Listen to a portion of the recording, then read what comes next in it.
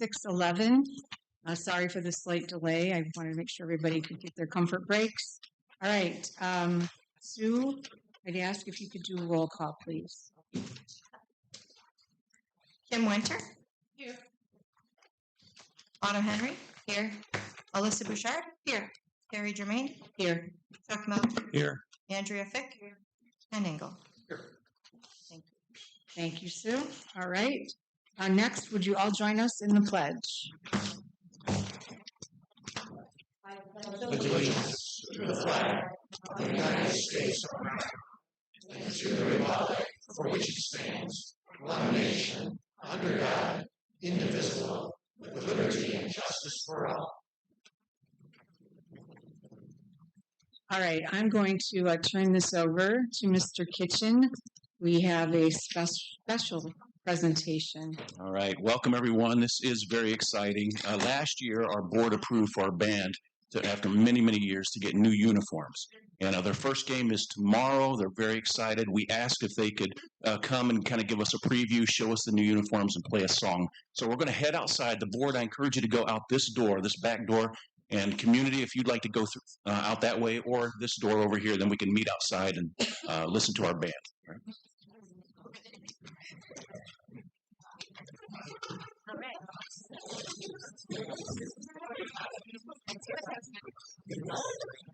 How's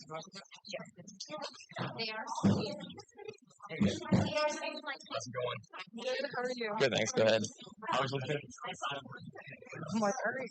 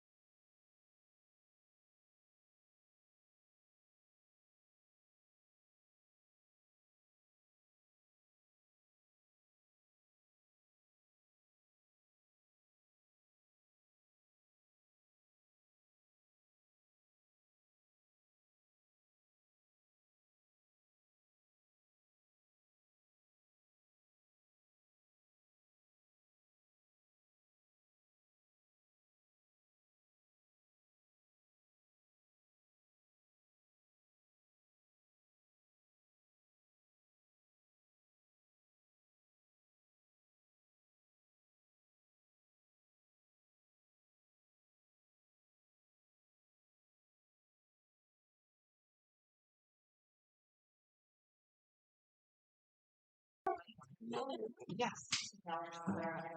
Oh, is this all? I don't even know.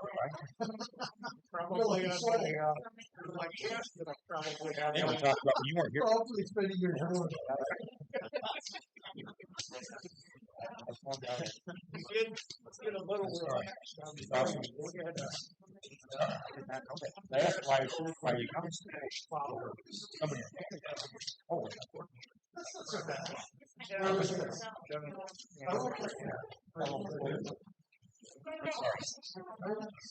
oh, that's great. I have four. Four granddaughters. Yeah.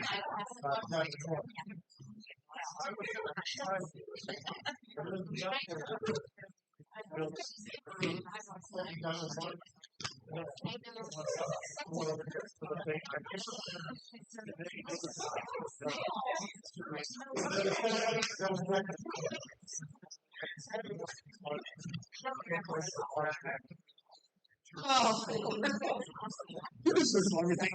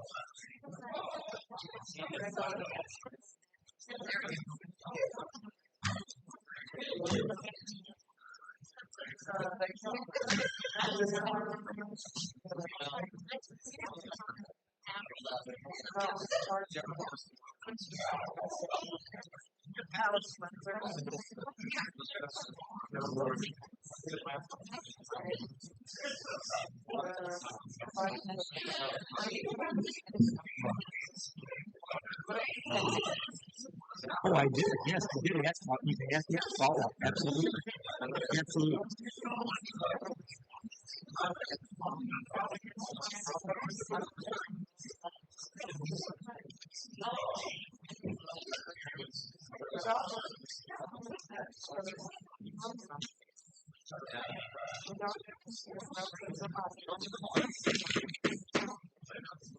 Thank you, everybody, for indulging us. That was really special. Brand new uniforms.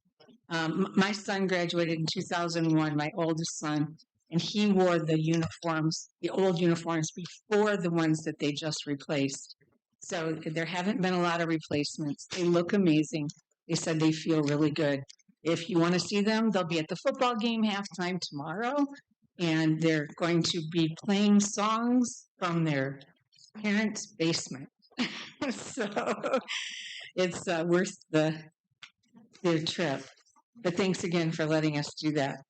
All right. Next, we have a public comment that's specific to our agenda. If you'd like to address the board, please come forward to the podium, state your name, and keep your comments to 3 minutes or less.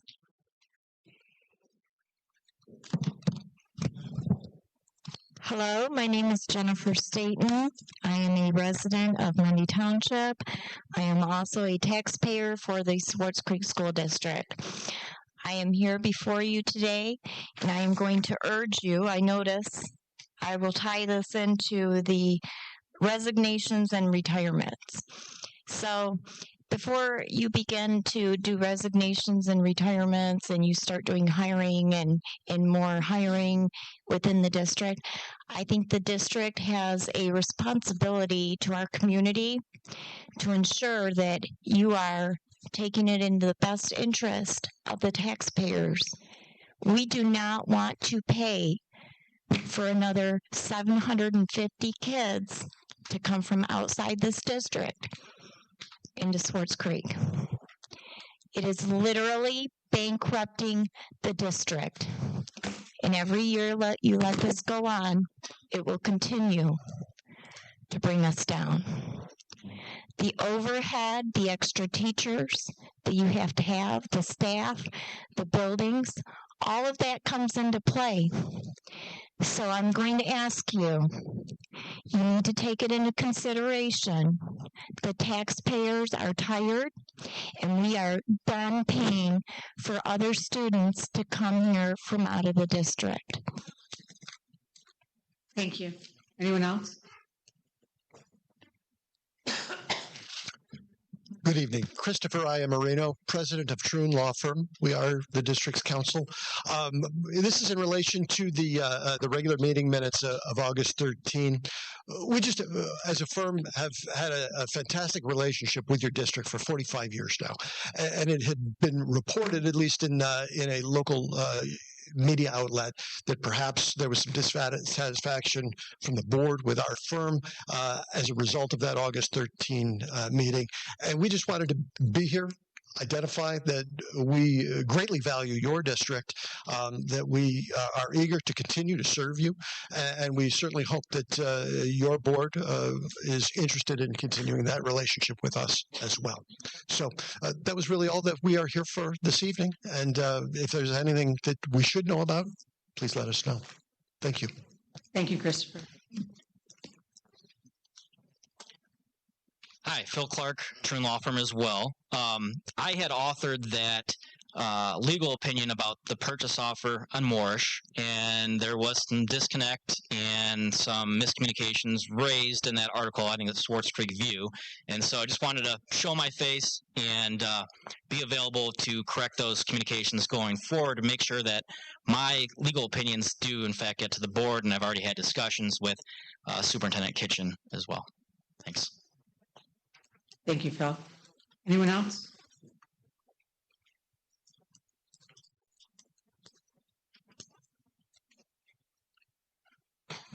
Robert Henderson, Gaines Township. I have one question. If the council president is absent, who takes the president's place? The vice president. Thank you. And I also agree with the first speaker. We're spending too much money to import students into this township or into this school district. Our taxes are we pay a lot of school taxes. We don't need to pay any more. Thank you. Thank you, sir. Anyone else?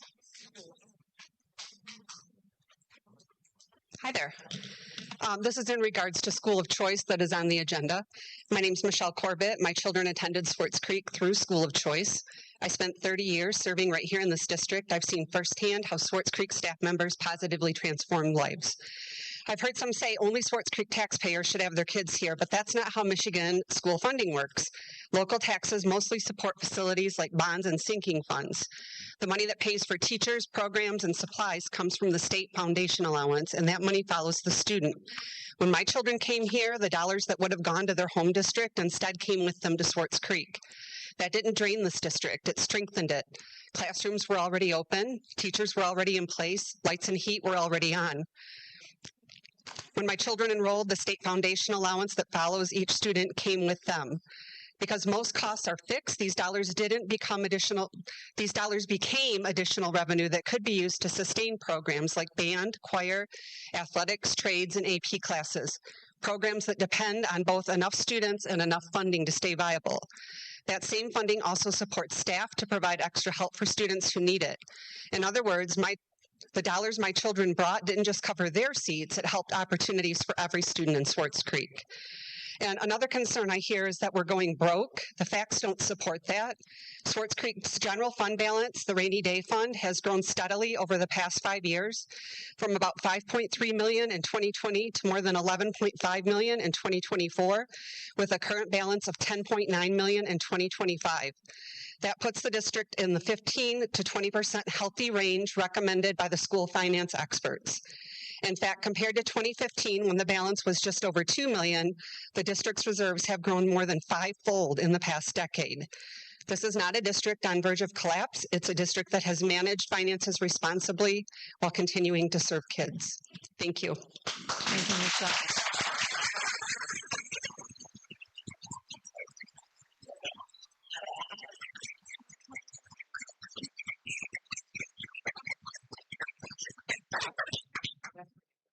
Thank you, Michelle. Anyone else?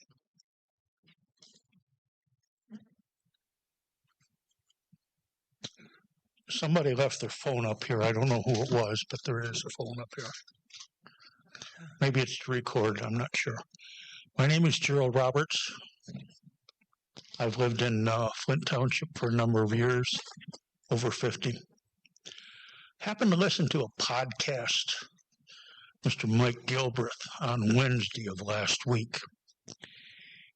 In that podcast, he basically questioned the assistant to the review board at the state level for a number of almost an hour. And then he had the actual person, Mr. Carr, who was with that particular state review board with regard to the mega site. In there, he questioned different things that were happening with regard to transparency within the school system and also over at I've got something the matter with my eye here, but anyways, in there, he said that certain people and names would be given to the state, and there were members of the board here. I'm going to exclude Miss Henry and Mr. Melky, so take your pick. And also your financial director with regard to conflict of interest that were going to be investigated by that state board. Names were given, and they said they were forwarded on to that. So this board, with regard to the transparency and with regard to that mega site and this deal that's coming down, is being investigated not just with the residents here, but also at a state level with regard to conflict of interest. I noticed in earlier meetings, Mr. Melky tried to interject himself, and they had a big meeting over here in the auditorium. And I asked Mr. Melky if he was going to be talking at that particular meeting. And he was given specific instructions by the president of the school board that he was not to talk in that particular meeting. I submit to you people that if one of your board members wants to talk at that particular meeting, don't we still have freedom of speech? And should the basically board president have authority to tell any one of you particular people not to speak and to give your views, in other words, to the public residents of this? I think this is part of maybe that overall state overall site committee that's looking, because it's all intertwined between this. Mr. Roberts, your time has expired. Thank sir. you. Thank you. I'm going to clarify for my fellow board members, the day that we were not allowed to speak at the town hall was under the advice of our legal counsel, not my direction. Okay? Just so everybody knows that. Real quick question on that. What was their logic behind that? Because at the end of the day, we're all residents of this community and can speak as a community resident, not necessarily as a board member. So what was their real directive? Not to identify ourselves as a board member or not to speak? Yes, go ahead. So I had initially, one of the first things I did on the board, and I was on the job basically for 2 weeks at that time, I wanted to schedule a town hall right away. That was my idea, so that we could get an opportunity for our community to come ask questions, clarify transparency. I had originally scheduled for Carrie to be on stage as a board representative. On that day, I received a call from our legal representation, Troon, that said basically it could be an OMA violation if the board is doing business in that meeting, because we had planned on at least 4 attending, I believe 6 or almost all of them. So when I heard that from Troon, I asked Carrie to not be on stage. I sent an email to the board saying you can't speak tonight or it could be an OMA violation. Chuck, I don't think, got the email. And so he came to the microphone. I had to say that he couldn't speak. I had to remind him of that because we did not want an OMA violation. That was me. What is the OMA violation if we're speaking as a resident? Board doing business in public. I'm not a board member. Well, you could have spoken at that time if you weren't on the board yet. No, I was. Yeah. I wasn't acting as a board member. Yeah. Yeah. I went by Troon's recommendation when they said it could be an OMA violation. I believe Miss Henry Yeah. called Troon to clarify that, and that's why we had the change. Yeah, I did that, but I think what Ken's saying is you can still speak as a community member, as a or not a citizen, but a well, what's the word I'm looking for? Just a regular Yeah. citizen. Yeah. Yeah, We would have loved for and that not to as happen. so he could as long as he doesn't get up there and say, "My name's Chuck Milkey. I'm a trustee or a vice president on the school board," and he just introduces himself as Chuck. He's allowed to say whatever. I'm not a lawyer, and so I had to go based on what our legal representative said, and they're here, so we can ask them that. But I would have loved for you guys to have been able to speak at that meeting, but it was advised not to. Can you speak to that, Bill? Please. Yeah, absolutely. When a quorum of the board meets in one spot, they can't deliberate or make a decision, or else they violate the Meetings Act. Whether you speak as a private citizen or not doesn't have any bearing when a quorum, 4 or more, attend in the same location. So 4 of us can't have a conversation at Meyer? If it's a chance gathering, sure, but a town hall meeting's not a chance gathering. And yeah, Well, even if you receive an email, if you're all copied on an email, and then you reply all, yeah, that's an Open Meetings I Act didn't ask violation. them if they were coming, so I guess it would have been a chance gathering. No one knew that the rest of us were coming. That's not what he was saying. He was just saying Right. if by chance you Yeah. reply all on a normal day, that would be. I understand that, but none of us discussed the fact that we were going to attend that meeting. So hypothetically, if 6 of us show up, that would be a chance gathering. If I didn't call each one, hey, see you at the meeting, see you at the meeting. That's a chance gathering. We also didn't know that all of us wouldn't be there. Well, hang on. This is now turned into the lawyer conversation because we just already, you guys aren't lawyers. So again, how was that not a chance gathering? Well, it was relayed to me that a quorum would show up. So, in the interest of the district to avoid getting sued for Open Meetings Act violation, that's what I advised the board. What decision were we going to make? It doesn't have to be a decision. It can be a deliberation. And given that the topic of discussion was the potential sale of the Moorish Elementary School, that you're conducting board business with the quorum of the board present. That was expected to attend.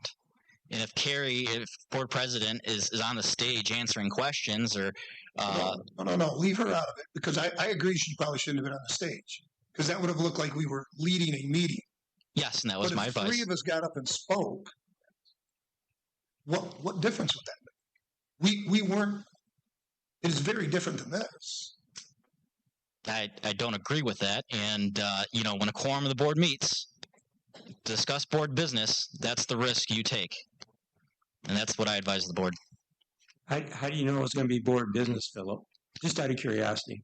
Well, Because the town hall meeting topic was Yeah, right. the sale to solicit input from the community. And my question was, who is going to pay for the storm and sanitary sewers as a citizen of Gaines Township? Because that wasn't shown, that was figured into the price, and I just wanted the public to be aware of it, that it wasn't my fellow board members, it was me as a taxpayer, a citizen, and I was shut down. I'm like, and I didn't say, hey, I'm, board member Chuck Milk, I'm Chuck Milk, I'd like to ask a question. Those were my 3 questions. And, the storm sewers, who's going to improve the roads, because roads have to be widened. You're going to put in a school, which, and I know it's not, Jim just said you can't talk, Chuck. I mean, he was polite to me, but I couldn't even get a question out. Well, I don't understand why I couldn't ask the question. And then Jim could say, hey, that's a board thing. And I'm not asking my members to vote with me or against me or an opinion. You stifled my First Amendment rights by not just allowing me to ask a question. Chuck Malky, I'd like to know is the storm sewers figured in the price of that, or is the road figured in on the price of that? Actually, sanitary sewers. So that was all I wanted because, there was a $40 million deal. I just wanted to know if that included in there. I didn't know because I never saw the contract till July. I don't know, 16th or 17th. Yeah, it was at the last minute that I got it, and it wasn't even the right copy. I think we had 2 copies floating around. Chuck, can you just confirm I did not tell you you couldn't? No, no, no, Carrie, did I say that? I'm sorry. No, you didn't. But Who said that? Somebody somebody. got up and talked, said that Carrie said. Oh, yes. No, you're okay. Yeah, I did not. yeah. No, that's all right. No, We received information that advised us not to Right. be there and speak. yeah, and I didn't open the email, so I don't know. I'm not putting you on the spot, Phil. Sorry you got up here. I don't want to get in the weeds, but I went up there as Chuck Melky, taxpayer for 47 years here. Who's going to pay for the infrastructure? You know, the sanitary sewers, because I didn't want it to come back on the school, you know, or a taxpayer. Really, that's the bottom line. And he says, well, we didn't figure in sanitary storm and parking lot or expansion of the roads for, you know, de-acceleration lanes, acceleration lanes. And then all of a sudden we have to go back to the taxpayers and ask them for $3-4 million more over the 40 million. That was my only concern. But it's water underneath the bridge now. I'm asking a question now just for me more personally. Thank you, Phil. I'm Understood. sorry. I just have one question for you. Every year at graduation, a quorum of the board meets with no agenda, no posting. We sit and we talk before graduation. Is that Open Meetings Act violation? Because it's not a chance meeting. We're all planning to be there. Are you discussing board business at graduation? I don't know. We discuss a lot of things. If we discuss anything about the school, wouldn't that be board business? If we spoke about graduation, graduation is board business. We have policies that dictate graduation. It's not a I board. mean, if you want to spin it one way, I'll spin it the other. Is It's not a graduation chance posted? meeting. It's a gathering of the board, and there is a quorum, and we talk. At least at that meeting, we were going to talk as individuals and speak as a resident. There, we're all in a black robe, pretty identifiable. If you want to compare graduation ceremony to town hall, I mean, that's your prerogative, I suppose. But that's not board business. And once you get a quorum present and you teeter on deliberations or decision making toward official board business, that you risk violating the OMA. And that's my job as your legal counsel, to try to keep you out of trouble. And keep in mind, we were making a comment or asking a question. We weren't directing that question or anything to a fellow board member. We were directing it to. Well, regardless of who you direct it to, you state it publicly and the quorum's present. It can be misconstrued as deliberating towards a decision on the property sale. And I understand, you know, Vice President Melky's point is a good one as to sewer and water, but I would say that the better avenue, the better place for that is a board meeting when you're acting in your official role as a board member. Key point, when I'm acting in a role as an official board, not a resident. Thank you. Thank you, Phil. Anyone else? I wasn't going to talk, but I am now. You guys are all educators. I am kind of became a constitutional advocate since COVID. Article 6, Clause 2 is the supremacy clause of the United States Constitution. It states any law, statute, rule made repugnant to the United States Constitution renders itself notwithstanding. English, null on its face, dead from conception. Okay, so therefore, anything in the Open Meetings Act that violates Ken's First Amendment, Chuck's First Amendment, renders that whole Open Meetings Act repugnant. Done. You're to act as if it never existed.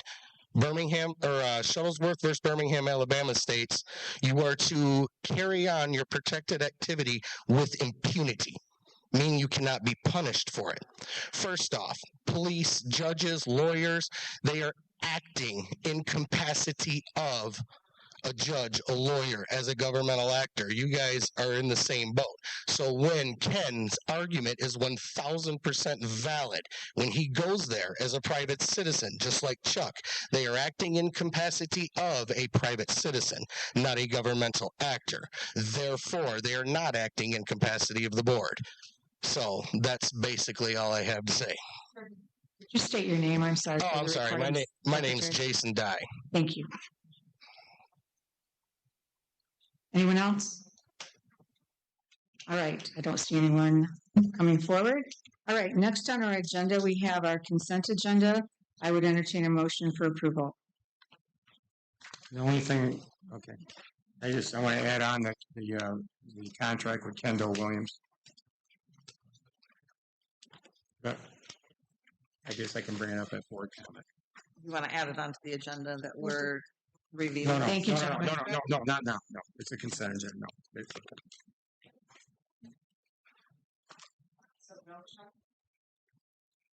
I can bring it up at board comment because we already voted on this last month. It's just more of a, I think, a technicality if we're going to approve the money amount, and that was it. So without that change, do I have Because it'll be old business. It'll actually be old business. a motion for approval? So moved. Andrea, any support? Support. Chuck? Comments or questions? This contains financial information. Sue, can you do roll call, please? Carrie Germain, Yes. Chuck Melkey, Yes. Ken Engel, Yes. Autumn Henry, Yes. Melissa Bouchard, Yes. Kim Winter, Yes. Andrea Fick. Yes. 7 yes. Thank you very much. Motion passes. And we do have, you're going to do your report and then we'll get a motion for your part after you do your finance update. Yeah. Okay. All right. Now we can turn it over to Mr. Kitchen for the interim superintendent report. All right. I don't know what you have that's exciting that's going on. Well, this is going to be very exciting. I'd like to invite up our next student board rep. She's actually going to be taking the seat with us at the September 24th board meeting, but thought we'd bring her to introduce you tonight. So Ms. Damon, if you could please come up and bring Desi with you. We have a pretty stringent process that we use where students apply and then they go through an interview process with members of the high school team, and then basically they make a decision, and here we are with Desi Gibson. So Ms. Damon, I'll turn it over to you. Yes, I'm Jamie Damon. I'm the proud principal of Swartz Creek High School. I had to write this down so I could remember all of her accolades.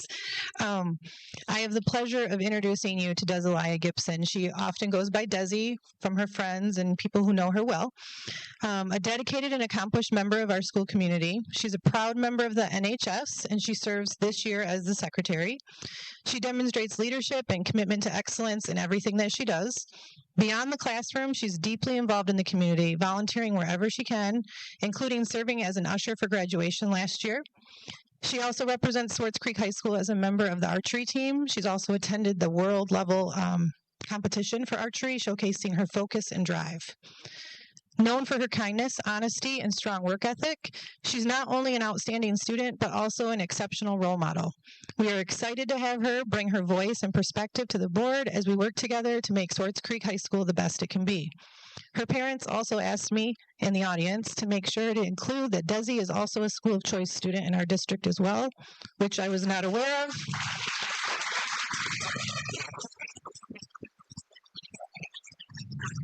Which I was not aware of until her mom told me at the beginning of the meeting, because we don't identify our students that way at the high school. This is Desilia, and that's your seat. Can Desi kind of say a few words? Introduction? I'm sorry, I didn't warn you of this up front, but this is a friendly, loving crowd. That's okay. Her parents would love to get a photo op with you all as well. Don't be nervous, Desi. We won't bite. But just tell us a little bit about yourself. So my name is Desilia Gibson, and like Mrs. Damon said, I'm a part of the NHS as the secretary this year. I'm also the president of Mock Trial. I've been in archery for the past, this will be my 3rd year. And yeah, I like to, on my free time, I like to hunt and fish. That's a really big part of my life. And I just love the Swartz Creek School District, and I'm really excited to be up here with you guys this year.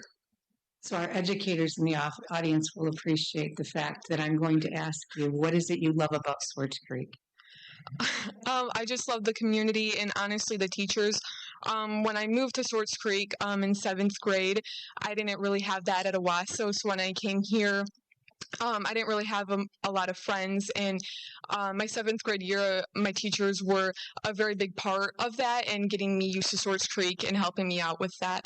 So I love the atmosphere and everyone in here. Thank you. I hope you'll enjoy this experience. I'm going to let the other board members comment, but we appreciate the updates that we get, and just be yourself. Okay, it's a little daunting, I know, but just be yourself.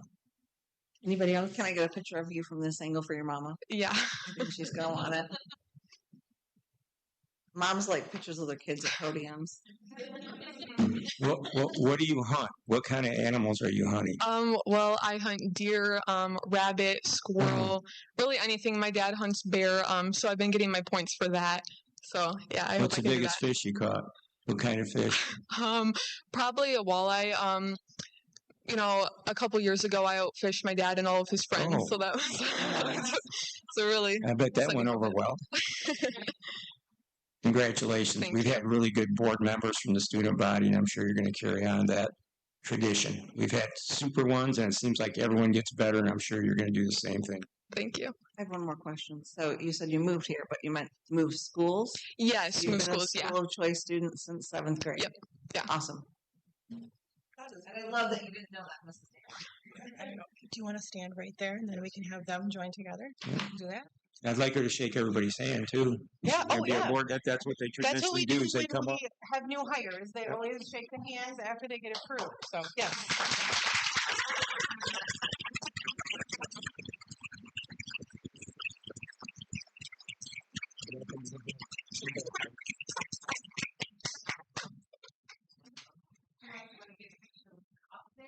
I was just going to have her kind of stand right there in front of you guys.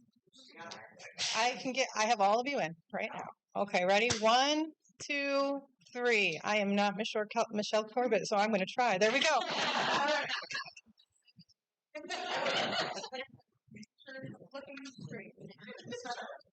All right. Thank you, Desi, and welcome. It will be a great experience for sure. All right. Just as you see on the agenda, because academic achievement is our focus for this year, I really try to be as proactive as I can, which is why I had Jamie on the board, so she could answer business questions immediately. I have removed her since from the board. I personally, because I didn't feel like she was treated justly, and I'll talk about that a little bit here in my report, but she won't be on the board, but I will be able, I'll take any questions you have, I'll get you answers and get them to you right away. I want to be proactive with the academic achievement piece, so I've asked Michelle Paul if she would have a standing item where she's presenting academic achievement. Tonight, it's a topic that's very near and dear to this board's heart, I believe. She's going to present on school of choice, so we'll have some data for you for that piece, all right? And then this might take longer than I hope, but first off, I want to compliment this board on the committee meetings. Friday's committee meetings were outstanding. We felt like a team when we were working there. I would say even with the crowd, 95% of the people there were opposed to AMD. They're opposed to the advancement of the mega site. But they responded in a way that didn't attack anyone. They were challenging ideas, but not people. It felt great. When I got into this job, I had no idea some of the things that I would encounter. And, you know, even with the OMA violations, it's interesting tonight to hear that about the OMA violations. When I scheduled the town hall, it was reported on a podcast that I was attempting to create an OMA. Basically, it was said on a podcast that if I allow a board member to speak, then we violated OMA and the board would lose their ability to be able to vote. I'm like, every way that I turn, there's an obstacle. But I welcome this challenge. I think that I'm the right person to be here at this time. With that, Rod Heatherton, our former superintendent, who was an outstanding man. He was born here in Creek. He went to school here in Creek. He graduated, played football in Creek, was an administrator, and served as our superintendent. Did a wonderful job. But in these meetings, there's been some question about like his ethics and whether he was doing things appropriately. And so with that, I do want to bring this around because I want there to be healing. I'm all about that. But I have to identify some things because I was kind of caught off guard the last time with this. So what I have, guys, you just take one. This is every email that was sent to Rod, me, Jamie, from MEDC, from Tyler, from anybody from Tyler. And so We already got this, didn't we? yes, I had this on Friday. I wanted to hand it out, but I held off because I wanted that meeting to end as positive as it did. And it will still end positively here, I'm confident. All right, so with this piece, with all of these emails, when we were talking about Rod didn't communicate, as we can see in here, these yellow sticky notes in this packet are every time that Rod had a communication with the board. There's 11 or 12 of them in here, some that I want to read aloud. So this was sent out March 18th, 24. It was a board update. Last week, I met with Joel Fike and Tyler Rossmeisler from Flint and Genesee Economic Alliance twice. They currently have an active partner for the mega site. They are putting a portfolio together for the client and asked for our grandest wish if we were to sell Moorish. There are many options. The one I presented to them was to buy land in the south central part of the district. Moorish and Hill would be ideal. Build a 3-house early elementary building, 1 house for GSRP, 1 for kindergarten, 1 for first grade. I told them we would need $30 to $50 million to accomplish this. After the build, we could close Moorish and Gaines and have Cyrene, Deek, and Elms each enroll at our 2nd through 5th grade students. That was March 18th, 2024. At no time did a board member say, wait, you shouldn't be negotiating. You don't have the authority to do that. On June 3rd, 2024, board update. The $260 million in grant money awarded to the Genesee and Flint Economic Alliance has garnered significant attention, with Moorish being frequently mentioned. While I haven't had a chance to speak with Joel Fike or Tyler Rossmeisler in a couple of weeks, I'm committed to getting an update from them. Additionally, I've asked French and Ock to compile some numbers. This way, if the Economic Alliance does indeed make the district an offer, we'll be well prepared with comparables. Again, no response to him saying you shouldn't be negotiating. This is January 20th, 25. This was in response to a board member asking a question, and Rod responded to the whole board. Rod said, I have stated over and over in my Monday memos and all of my one-on-one meetings that I have met with the Genesee and Economic Alliance. I have also met with the group against the mega site. This is not news to anyone. Everyone tries to have a meeting with me. The fact remains that they have not brought anything to the board. If we want to have a closed session and discuss negotiations, I have offered that as well. No response. No one took him up on the closed session for negotiating. Yeah. If I could please have this time, I appreciate it. The memo that went out to the families on January 24th, this board received it twice. They received it when it went out to the families because it went to every swcrk.org email. And then Rod also sent it again specifically to the board members that had 4 points, and I won't read them all to you, but 4 points about the mega site.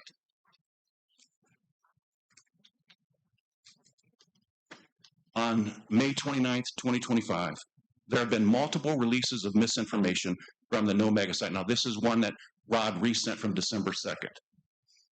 There have been multiple releases of misinformation from the No Mega site Facebook page. In my latest board update, I stated we are still awaiting an offer from Flint and Genesee Economic Alliance regarding Moorish Elementary. They are working on a proposal with sketches and financial comparisons from local construction companies.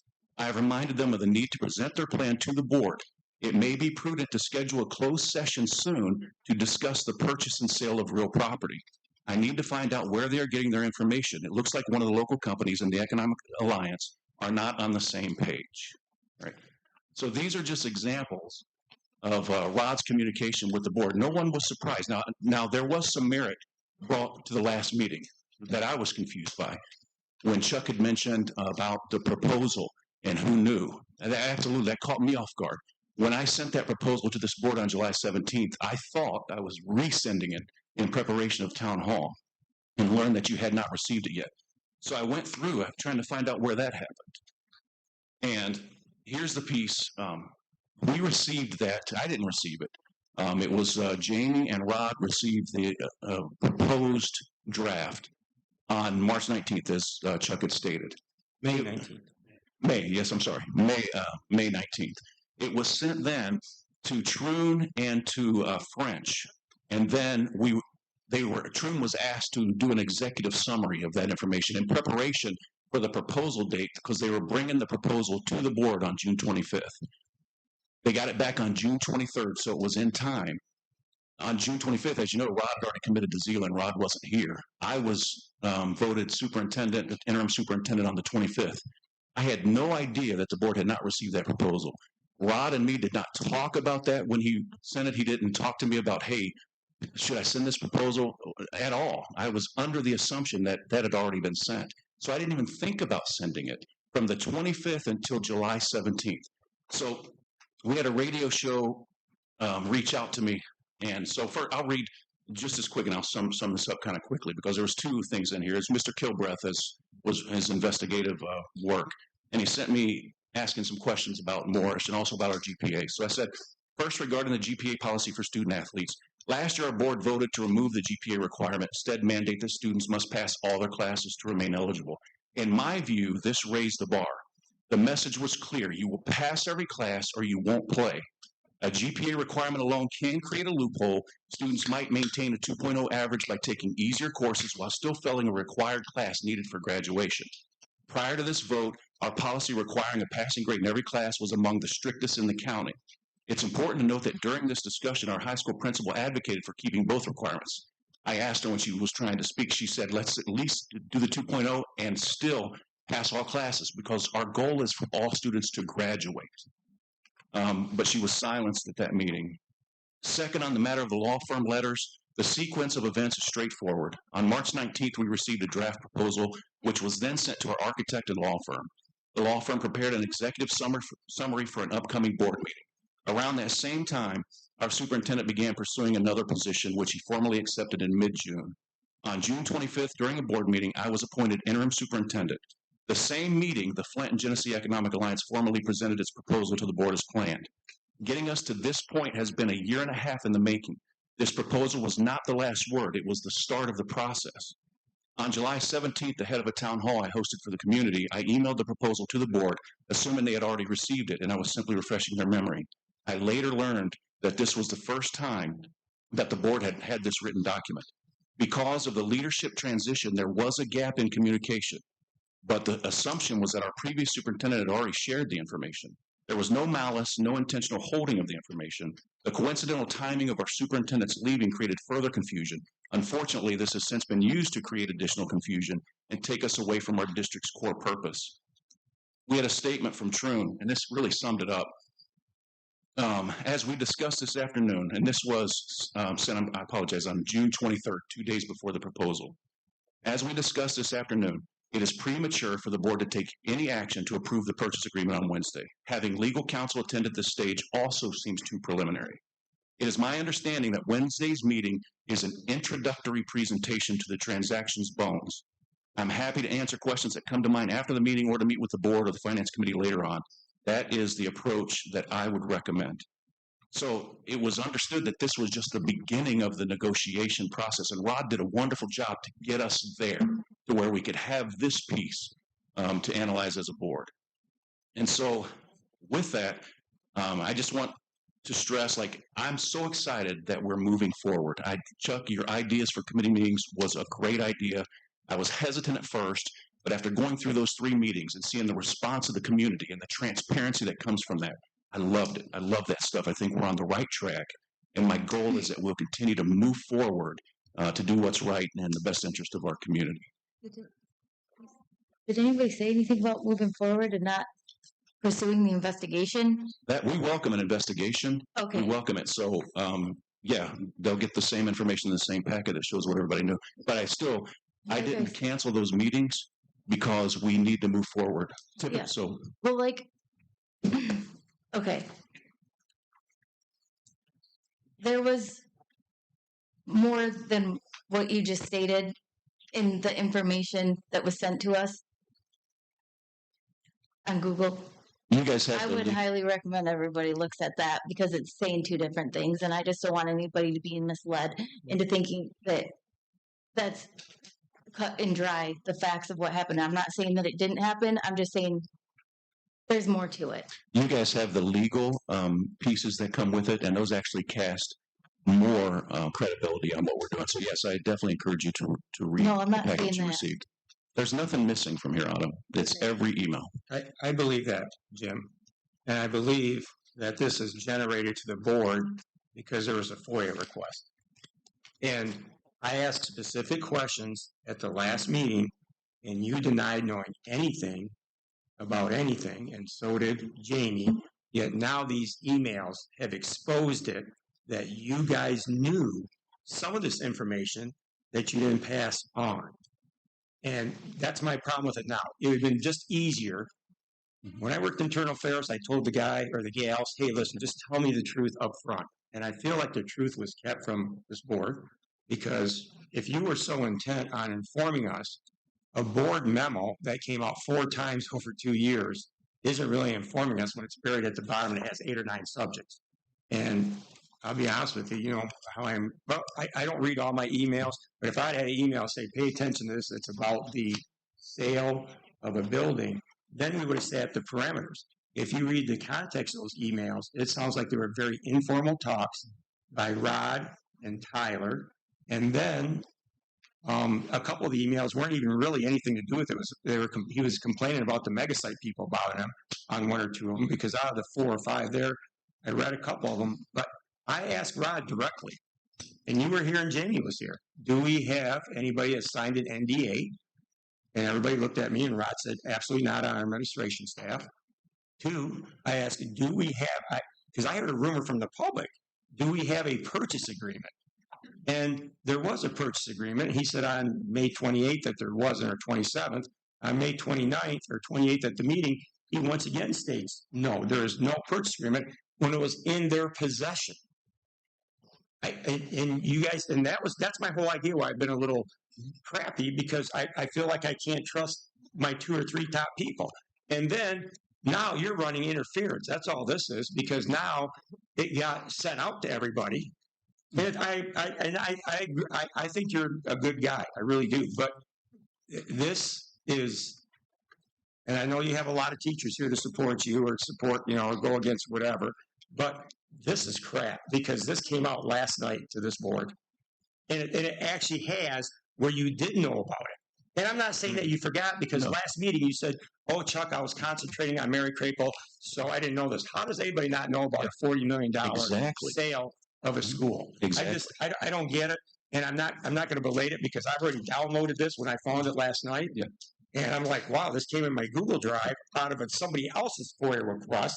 And I've asked. And then even some of the emails say, you guys have used draft on it, but it's really a proposal, because the guy buying it doesn't have anything about draft in his letterhead, but letterheads were moved over, pasted, and then somebody put on their letterhead draft and sent it to me when I started raising heck about it. So I can't determine that, and I think a non-biased attorney should look at it. That's what we suggested last week, so I keep my emotions out of it.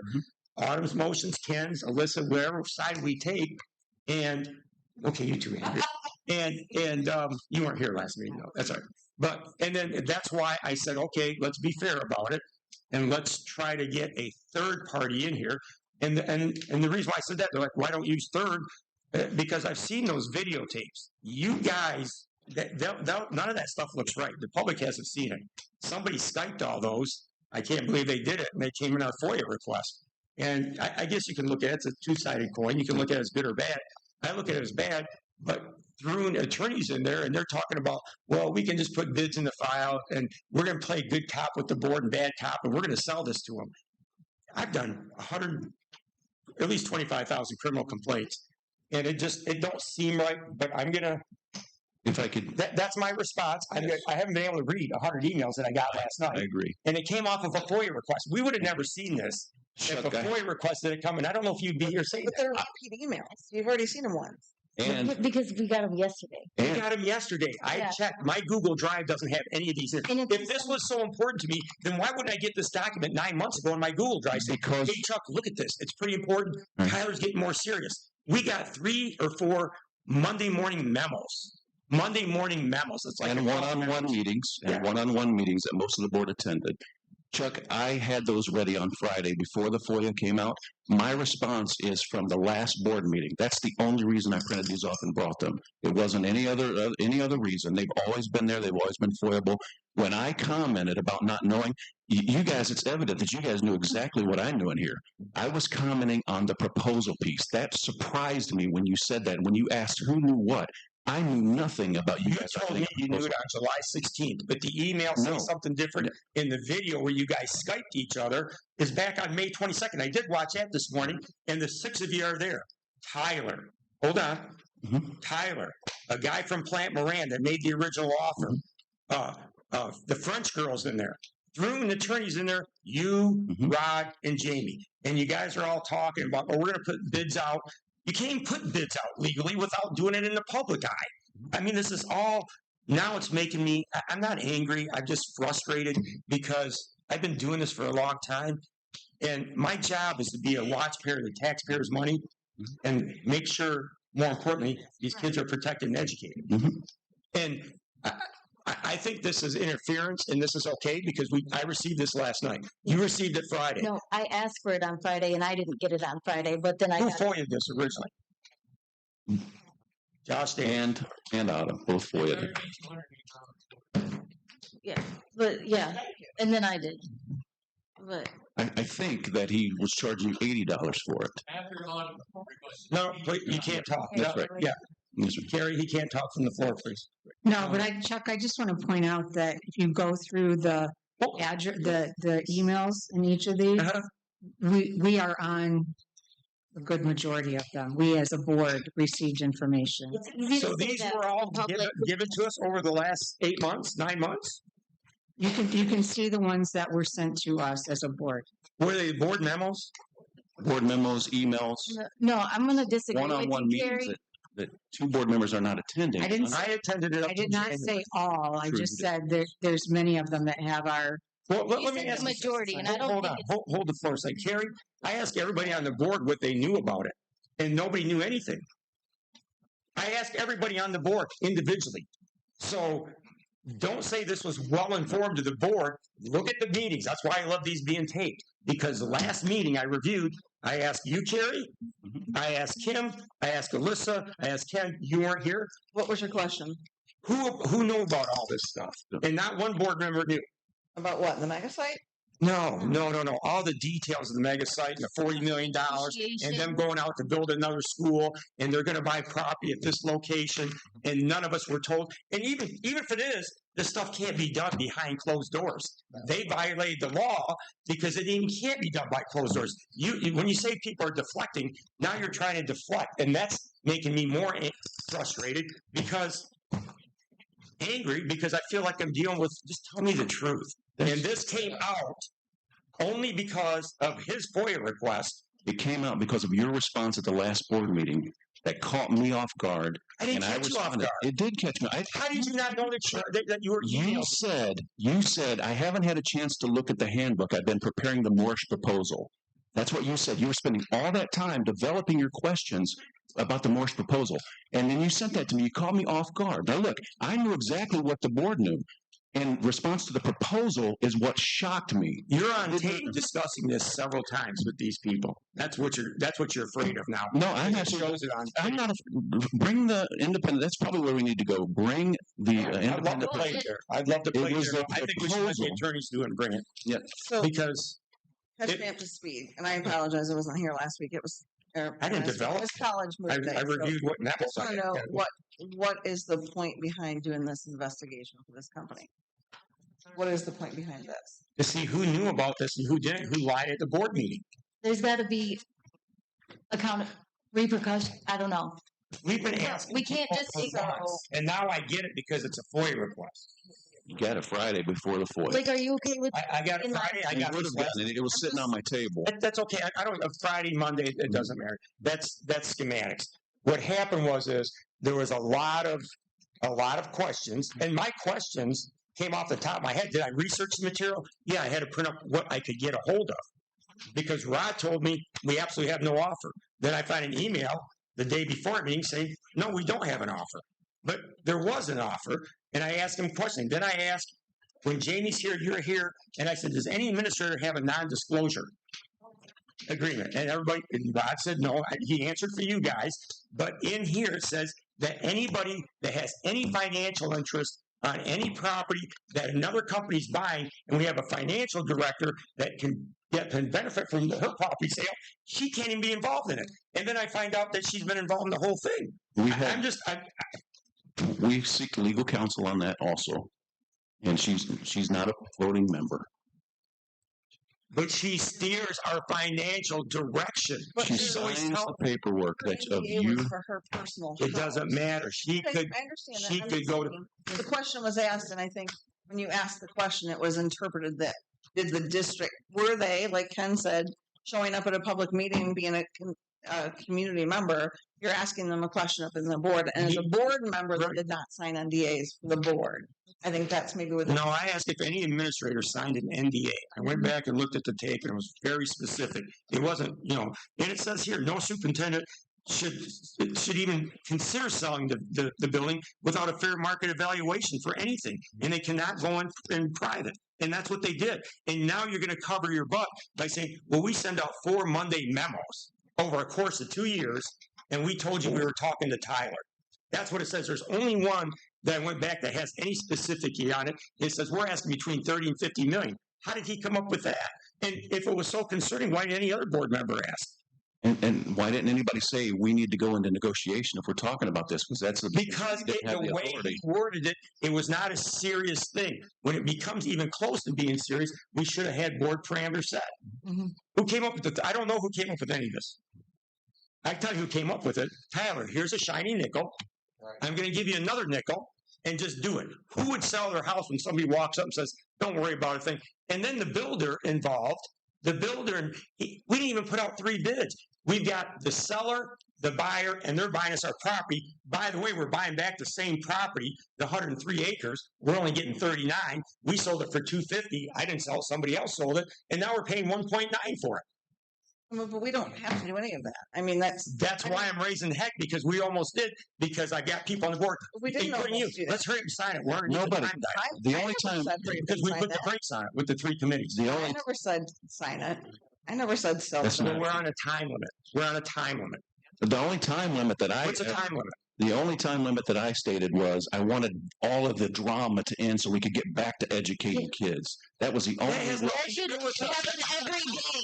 That should happen every day. That should happen every day. Regardless of what the board does. It's your job every day.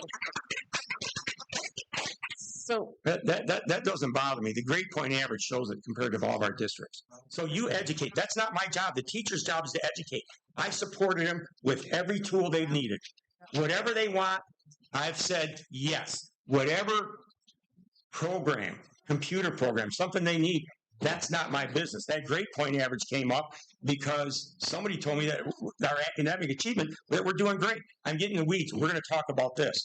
This came out because of a FOIA request. So Chuck, we spent 3 hours last Friday afternoon resetting with those committee meetings. Correct. And as Jim described, we had a really good conversation, all 3 meetings. Wonderful. We have new ones scheduled coming up, and it's a reset. So what is it that you're lacking so that we can do the work in those committees? My concern I think the public's lacking a lack of trust and honesty because this was all done behind closed doors. And now they're trying to say, we informed everybody. You all knew about it. There's nothing to see here, Chuck. Then why didn't I have all these emails? You did get the emails. I would like to see accountability. Their emails have your email right on them. No. I went through every one of my emails and my Google Drive today, and none of this stuff was on. Anybody out there would like a copy of this, just pay for the printing cost, all right? It'd be about $10, but just call our office. We'll make a copy for you so you can have it all. The board memos are on there to me and other board members. Right. So are the emails. The ones that I read are on there also. Okay. Please just call, and if you call our front office, we'll make some copies, but I can't just give them away, obviously, but just the cost of printing, which I think will be around $10. No, because that was what developed your FOIA. Your FOIA is different than what this is. Do you have a question, a comment? I did. If they wanted it digitally, can they get it digitally? We send them absolutely, yeah. Can we do that? If they send, let's do paper copies. I mean, it might be. I have 5 copies that are board memos to me. I checked my email this morning. So I guess I have a question. Unless somebody's. If this company goes through and they determine that we as board members received enough information that we should have been educated, are we going to be paying the fee? Or is the district paying it? The district would be. Why do we pay the fee? I just said. How much did we just pay on autumn? Yeah. I don't even know. The question was if they say we as board members received enough information Who's going to pay this? The district or us board members? District. Okay, just clarifying. The district just paid for Autumn's investigation. Just and she was clarifying. cleared. Just clarifying. So are we going to recap those meetings from Friday? Are those going to be recapped tonight or no? Okay. I don't think that's planned for tonight, but That's maybe at fine. our next meeting we can. Okay. If we really want to play on words, if getting back to education is that important, then I say, let's just end the whole Morris topic and get back to education. I would welcome that. If you want to pull it up and vote it down, so be it. I mean, I would welcome that at this point. I'm not. I don't want to sell Moors at all unless they put some nasty plant next to it. But I don't even know if they're going to do that because they'd have to buy it from us. We might get more money. Here's the piece I don't think anyone's thought of yet is how many houses are between Moorish entrance and Linden Road entrance? Anyone know? Yeah. Off the top of my head, no. I mean, so shame on all of us for not driving that 2 square miles. That's our district. We should all know. How many houses are between? We are torn down all the time. I've been driving it for over 2 years, paying attention like some of the community members watching. There are 10 houses between our driveway on Maple Road, and the driveway that we have a legal easement on that belong to the church on Linden Road. 10 houses on Linden, 3 on Maple. Let's just use, I know there's a property for sale on Maple Road right now that sits on 0.42 of an acre. So let's say those 13 houses sit on 0.42 of an acre. That's just over 5 acres. So taking a page out of your book, Chuck, we could buy that. Then we could have Moorish, and then we could have an additional 5+ acres over there. We could have that whole corner. There's an option we haven't thought about yet. Just throwing it out there. We don't have to sell Moorish. Right. No. We could So buy, yeah, let's I'm okay with we that. could buy those. Well, 13 that's what houses. Ken's saying. Let's just. I'm just saying. There's options. I like the way you think. I'm paying attention. Yeah. And everyone's like, oh, you want to sell Moorish? I'm just like, I've just been watching Moorish's back since the day I found out this project was out there. I will tell you, I know when Rod Heatherton found out about the mega site, it was the day that I found out from the previous supervisor there was something happening. I said, hey, FYI, and I'll go back and find the board meetings where I told the board, this thing is out there. It could be coming in our backyard of our building. We can't close games. We have to be watching it. I drive that 2 square miles all the time. I pay attention. I watch my mom cry in the car watching Henry Jennings' house get torn down. You know, that's regardless if they sold a bunch of land, that was hard for her to do. That was my dad's friend. He died just before they closed on all of that. It's hard to watch family friends' houses get torn down. It's emotional, but at the end of the day, we still have a business decision to make. So good, bad, or indifferent, there's a point in time we have to take our emotions back and think about the business aspect. And I'm not saying it may not occur, but I'm not saying that either. I'm just saying we have options, and one of the options is there's going to be 5+ acres available pretty soon. What are they going to do with that? You know, they're not going to put something between our driveway and our driveway. Linden Road is not our driveway. For clarification, it belongs to the church. We have a legal easement. We will always have that legal easement. They can't take that from us. So that puts 5+ acres in between driveway to driveway. So just food for thought. And again, we should all be paying we attention. probably can't afford to buy it now. I'm just saying, everyone should be paying attention to that. That should be a question everybody should know, that there's 13 houses between our 2 driveways. I also, it's hard to say that this can't be an emotional decision because this isn't the only decision that we make that's emotional. Okay, I just want to make it clear, but that at the end of the day, business it's has to come before emotions. Is that what we do when we say, "Oh, we have to buy all these security measures so to keep the kids it's a safe"? business decision. Do we have the money to buy them? Yeah, so we don't do it to keep the Do we kids have the safe. money to buy them? That's a business decision. I think we would come up with the money if we didn't have it, but that's just me. And that's a business decision, not an emotional Right. decision. But because That's all I'm saying is it's emotional. It's hard for people, but we still have to make business Yeah. decisions. The only emails I have, Jim, are from the board memos. They're generalized. Yeah. And then the only time I started getting board memos is when I questioned it on May. Then I started getting some memos. With my name. No, I'm getting board memos. You get them every Monday. Do you read every one of them? There's like 30 things in there. You may. Attention. Well, if everybody reads them, well, then how come we didn't question them? I didn't read them. I mean, I read some of them. Some of them I don't because I noticed that all this stuff about the bonds buried at the very bottom. So Like just I said, I've been watching this project for over 2 years, paying Okay. attention. you have. Then why we let them go and close parameters? Then if you were paying attention, why didn't you correct us? I didn't close parameters on him. He was out getting bringing us, what would we have done? When if when they did we get any would've come to us information? 2 years ago when they said, hey, we'll give you $20 million for your building. What would we have said? Great. How do we know that's a fair price? We would have got a fair market evaluation on it. That's what we would have done. That's what normal people do when they go to sell something. So do that with the 40 million. Well, I'm not opposed to that. That's why we have the committees. But this is still, Jim, touche. You found out that this was coming out, and you're saying, "Oh, we knew about it." There's five morning memos. I responded to your report from the last meeting when everybody's was being questioned. July 6th, 17th meeting at the town hall, you said, "I really don't know anything about the thing. I'm walking into it." Yet there's emails to you specifically. July 17th, I knew everything there was about this. I had been meeting with that group to talk about the town hall. Last month, you told me, or last meeting, you said you didn't know anything. That 2 months that passed from the proposal. The 2 months from the proposal. I did. Chuck, I knew the same thing you did, so if I didn't know, you didn't know. Or if you knew, I knew. Because it's in here. I was talking specifically about the proposal. I had no idea. There was no conversation with me and Rod about that proposal and whether the board received it or should get it. There was none. Your offices are right next to each other across the hall. You didn't know if any of us got any of this stuff. What? As deputy I'm going to superintendent? say, I guess his head was in a different place. Let's face it. He was on his way out the door. I'm sure. I mean, we can't go back and punish Rod. Are we going to fire Jim? I mean, it's kind of what it feels like we're doing right here. We can't go back and take it out on Rod for not communicating. I have to go Our next talk option to is, superintendent. are we going to fire Jim? I mean, is that the motion on the table, Chuck? I didn't make a motion. I'm just Are you saying. making it? I'll second it. I'm not making it. Oh, okay. I'm just saying, where are we going right now? Where it seems like we're running, chasing our tails over something that, I don't know. No, we're not. We've had something that was hid from the board and more importantly, the public. The public. You know what? You're responsible to those people, not only the teachers, but the rest of the people sitting out here. And you know what? There was some underhanded shit done here. There was some underhanded stuff done. End of story. Oh, you got a board memo once every 6 months. About, well, I met with Tyler. Okay, you met with Tyler. I guess if it gets close, he'll call for a board meeting, our illustrious superintendent or deputy superintendent, say, hey, we should go into closed session because this is getting a little closer, guys. Okay, let's do that. That's all I wanted.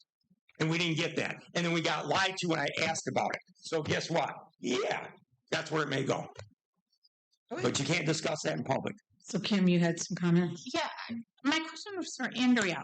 These houses that you were talking about, they're between Morris School and where? On Morris, we have an entrance to Morris School that is our entrance, right? We own. On Linden Road, where the church used to be. Right. I don't know how many years ago. Ken, do you know? When they bought the easement? Were you on the board then? He wasn't here. Carrie, okay, whoever. Me and Carrie were here. Has it been 10 years already? No, okay. No, it was underneath Ben Mankey. Okay, we bought an easement. We paid to purchase an easement. $15,000. The driveway for that church, and we put a road in so that we could get to the backside of Morris. So we have an entrance and exit off 2 roads, and now it's a bus loop, right? No, parent drop off. Not a bus. Parent drop off and bus loop is off Maple. So we will forever have that easement. It's a legal easement. Even though the church has been sold to the mega site, it's been torn down. They can't take away our easement. Okay, so we'll always have that access. So there's 13 houses, 10 down Linden, 3 down Maple, in between driveway to driveway. Okay, and what benefit would it be for us to buy that land though? Because it would still be by a mega site if I'm just saying. You just saying bought 10 acres next to Elms. Per Chuck's advice that we should buy land adjacent to our school. It's almost kind of, I don't want to say it's landlocked because it's not, right? But we go from our school to a driveway to, are they going to put anything there? They're not. So it's 5+ acres roughly that will just be sitting, I'm sure. So if we're not going to sell our building, that's just another option. I bought the 10 acres because I wanted to build more practice baseball fields. It was next door to Elms, and it was dirt cheap. So I encourage Rod. We're not going to use that land for anything else. And there was a guy that sent an email here. I just found out a month ago or 2 months ago. Says I have 100 acres. We need to talk. And I never got that email. That came out now. Here he has 100 acres, and he says I'll sell it to you at a reasonable price. It was maybe it's not in this email, but I saw it this morning. Is it going to have the appropriate roadways? It was. It was in the city. I like Ken's So idea. it's got county or city water, city sewer.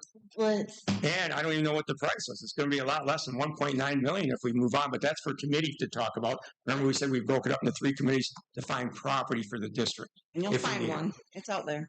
Well, I mean, but that's the kind of stuff that was kept from us. I mean, I don't know. I mean, why wouldn't that be passed on to the board? Hey, some guy just offered you 100 acres at a reasonable price. I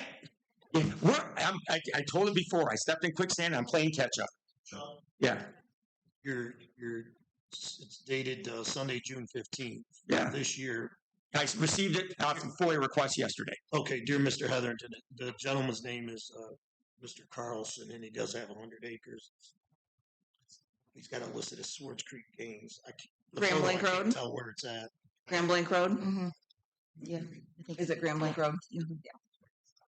2-lane road. No, it's in the city, I think. No? You look at it. Oh, Robbinger. It's off Robbinger. Robbinger backs up Yeah. towards the middle Yeah. school.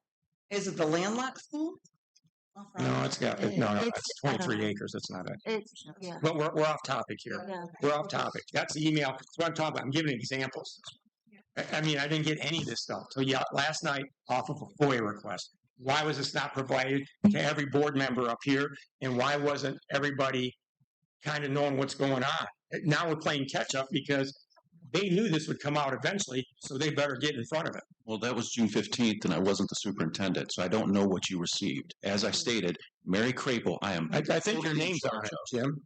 Okay. Yeah, I might have received it, but it wouldn't have been my responsibility to share that with you. I wasn't superintendent that time. Well, who was? Rod was. Was Rod still working here? June 15th, he was. That's why I didn't know about your proposal. I didn't know that he didn't send that to you. But I understand your frustration on that. Okay. Anyone else have any comments on Jim's report? Did you have anything else, Jim? All right. We might need a special meeting for just that. But, yeah, another one. Just keep. So is stacking 'em. Desi still here? Well, that's part of governance. Desi's going to get a good experience. Poor girl. Is Desi still here? So Desi, I just want you to know you have school tomorrow. If you need to leave, you're welcome to do so. Or you can stay and enjoy it. All right. All right. Thank you, Jim, for that report. Next, we have informational items for employment of non-certified staff.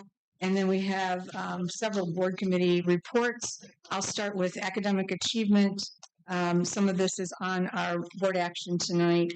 We met on the 21st, myself, Andrea, Michelle Paul, Jim, and Dave Simonson were there.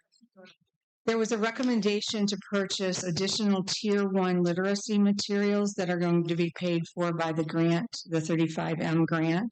And Michelle did a great presentation on that.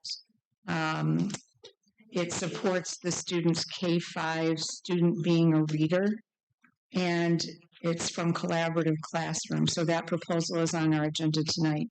Those additional materials include an app, a practice app, and there's a 3-year license for each teacher. So that's included in the price. And then there are literacy kits and consumables. Those are the handwriting and word study workbooks, and some manipulatives that students can do some hands-on. The committee recommends approval of the additional materials in the amount of $115,075. And the Section 35 grant funds will support $114,979 of that cost, with the remaining $96 coming from general fund. And so wonderful that we're able to do that and supplement the program. And Michelle also provided an update to the July academic achievement meeting. When Twin Kaiser was there, you'll remember she taught us that math was cool. Twin's doing a great job facilitating teacher labs for math and implementing a math leadership team. And we mentioned the July meeting, I believe, that there was a movie available to school districts You just have to buy the license to it. The GISD is making it available. And there's a family engagement math night that's planned for the evening of October 15th, where the movie Counted Out, Math is Power will be previewed. And so the community is invited. That includes all of us. Hope you can join, and they'll have student activities there as well, a bounce house and some other fun things to attract families to come and view this movie. And we all thanked Michelle for her leadership and the great work that the team is doing. And our next scheduled meeting is for Tuesday, September 16th at 4 p.m. And are there any questions? It was a really, really good meeting and exciting to see all the innovation that's going on. No? All right. Sorry, did I miss part? Did we skip something? I don't think so. All right, next we have policy. Andrea. Policy was the 21st at 9 a.m. We called the meeting to order at 9:04. In attendance was myself, Carrie Germain, Jim Kitchen, Dave Simonson, and Michelle Hall. We continued, because we were interrupted last meeting with unfortunate news, we continued with our policy review from the June updates. So most of the updates, just so you all know, we have a lot of people here tonight, are mandatory updates. So we have to go through anything that the legal or the law changes. So occasionally we have things that we can opt in or out of. So we went through all that, finished that up. I put a little side note on here for the board that the next meeting between Dave and I will put together a summary of the changes and bring the whole packet and those changes to the next meeting. Then we talked about, there was a July 25, on July 25th of 25, there were also updates as well to not only the board, but the student handbook. Those are both, I believe, mandatory changes in that one, and those will also be handed out at the September meeting. There were no public. The committee meeting comments were, we discussed moving the meeting dates and times. We have moved, I don't know if you mentioned that on yours, Carrie. We moved to Tuesdays. So try to help out a little bit here. Tuesdays, we will do policy at 3. Carrie's doing academic at 4. And the hope is to get more teachers to come, especially to academic achievement. Again, policy, a lot of what we do in policy is not a lot of choice, but a lot to read through.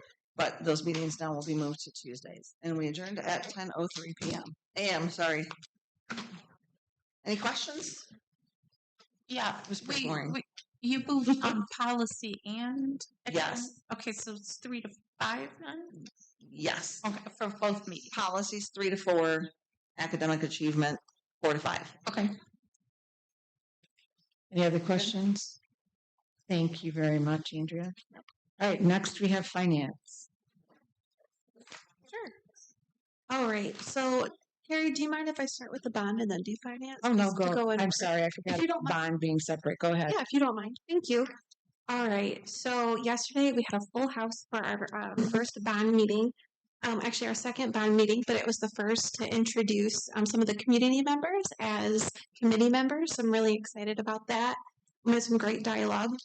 So who was in attendance was myself, President Carrie Germain, Vice President Chuck Milkey, Trustee Ken Engel, Jim Kitchen, Jamie Cowan, Bill Loader, Adrian Trezbitowski. I'm so sorry if I butchered that. And our public committee members were Brian Bouchard, Shelley Thompson, and Jenny Walgas. And we also had Sydney Schultz from Alt Construction, Aaron St. Denis from Alt Construction, and Suzanne Carlson from French & Associates. So the meeting was called to order at 2:02 p.m. Representatives from Alt Construction and French & Associates provided a monthly bond update, and the current highlights include district-wide HVAC upgrades, dry cooling units are set at all schools, rooftop units are set at Cage Fieldhouse. We have electrical connections, mechanical controls, mechanical piping, and insulation. They're ongoing. Final inspections will be tentatively set for the beginning of September. We also have Cage Fieldhouse paving renovations. Phase 1 base coat asphalt is complete. Phase 2 site work begins Tuesday, August 26th, yesterday. And the new deceleration lane and entrance began demolition on Monday, August 25th. We also talked about design and planning status. Peak Elementary School site work renovation. The design is undergoing modifications to fit within the bond budget, and construction is scheduled to begin in 2026. Swartz Creek High School is in the design development phase, estimate to be prepared for review. Projects are scheduled to go out to bid in September. I have a lot of notes. We have Swartz Creek Middle School is in the design development phase, estimate to be prepared for review, and the projects are scheduled to go out to bid in October. Last, we talked about the budget status. The 2025 construction projects are bought out and budgets have been updated to reflect all awarded contracts. Currently, the projects are tracking within the overall bond budget.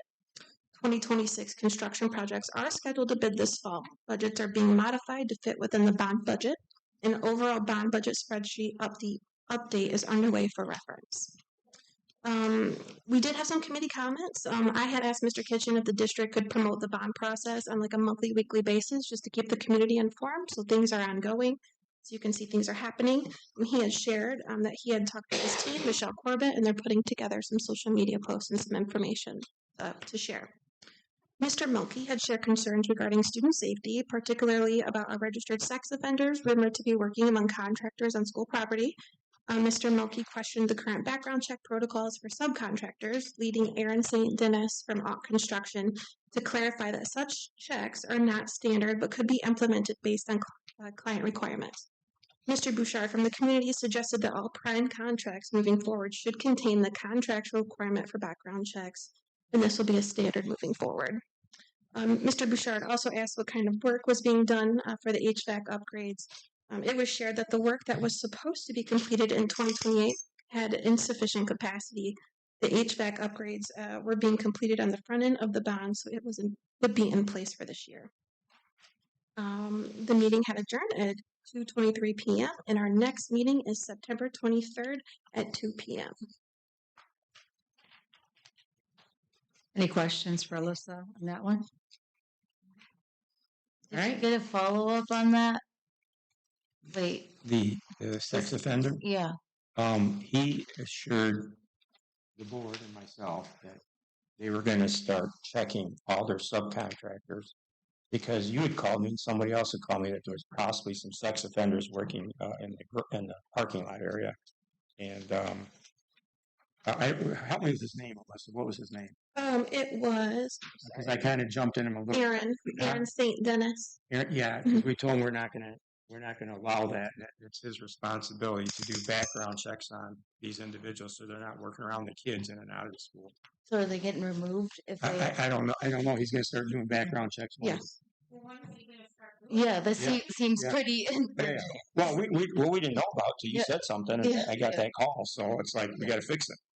So, Jim and Jamie are in contact with him every day. So I'm assuming, Jim, you're going to do something soon. Yes. So currently we would be under contract. We can't modify the contract, so it would have to be going forward. Sex offenders aren't allowed on our property, regardless. Yes. Right.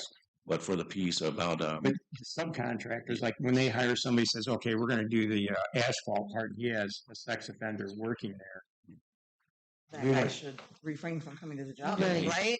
Well, yeah. The problem is, I don't know how we police it unless we send the police out there, because the vendor, the subcontractor, is supposed to do the check, and I thought that was in our vetting process. Yeah. Didn't we require that on the bids?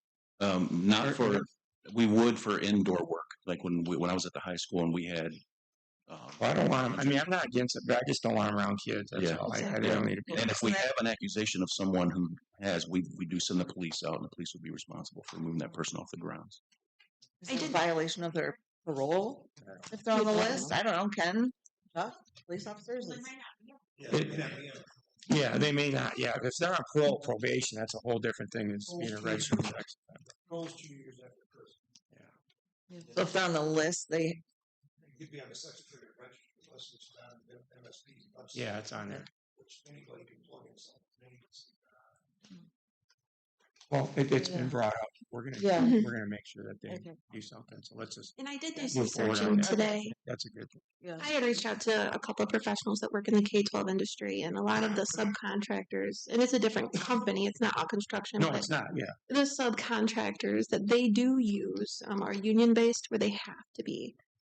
they have to have a background check. So I don't know if AUK is using union workers for this. If so, they already would have that that clearance. But yeah, I don't know.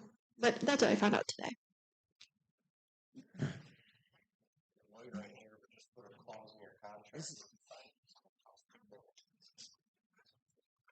Okay. You want me to go now? I'll go right into finance. Is that okay? Or you can go. Yeah, you stole all the thunder about all the upgrades, so I got that in here. So I'll try to scale it down. And I put the date on there, so it's got a little scribble on there. Sue was nice enough to correct my date. What did I have on there, Sue? Yeah, some crazy stuff. So okay. It's all good.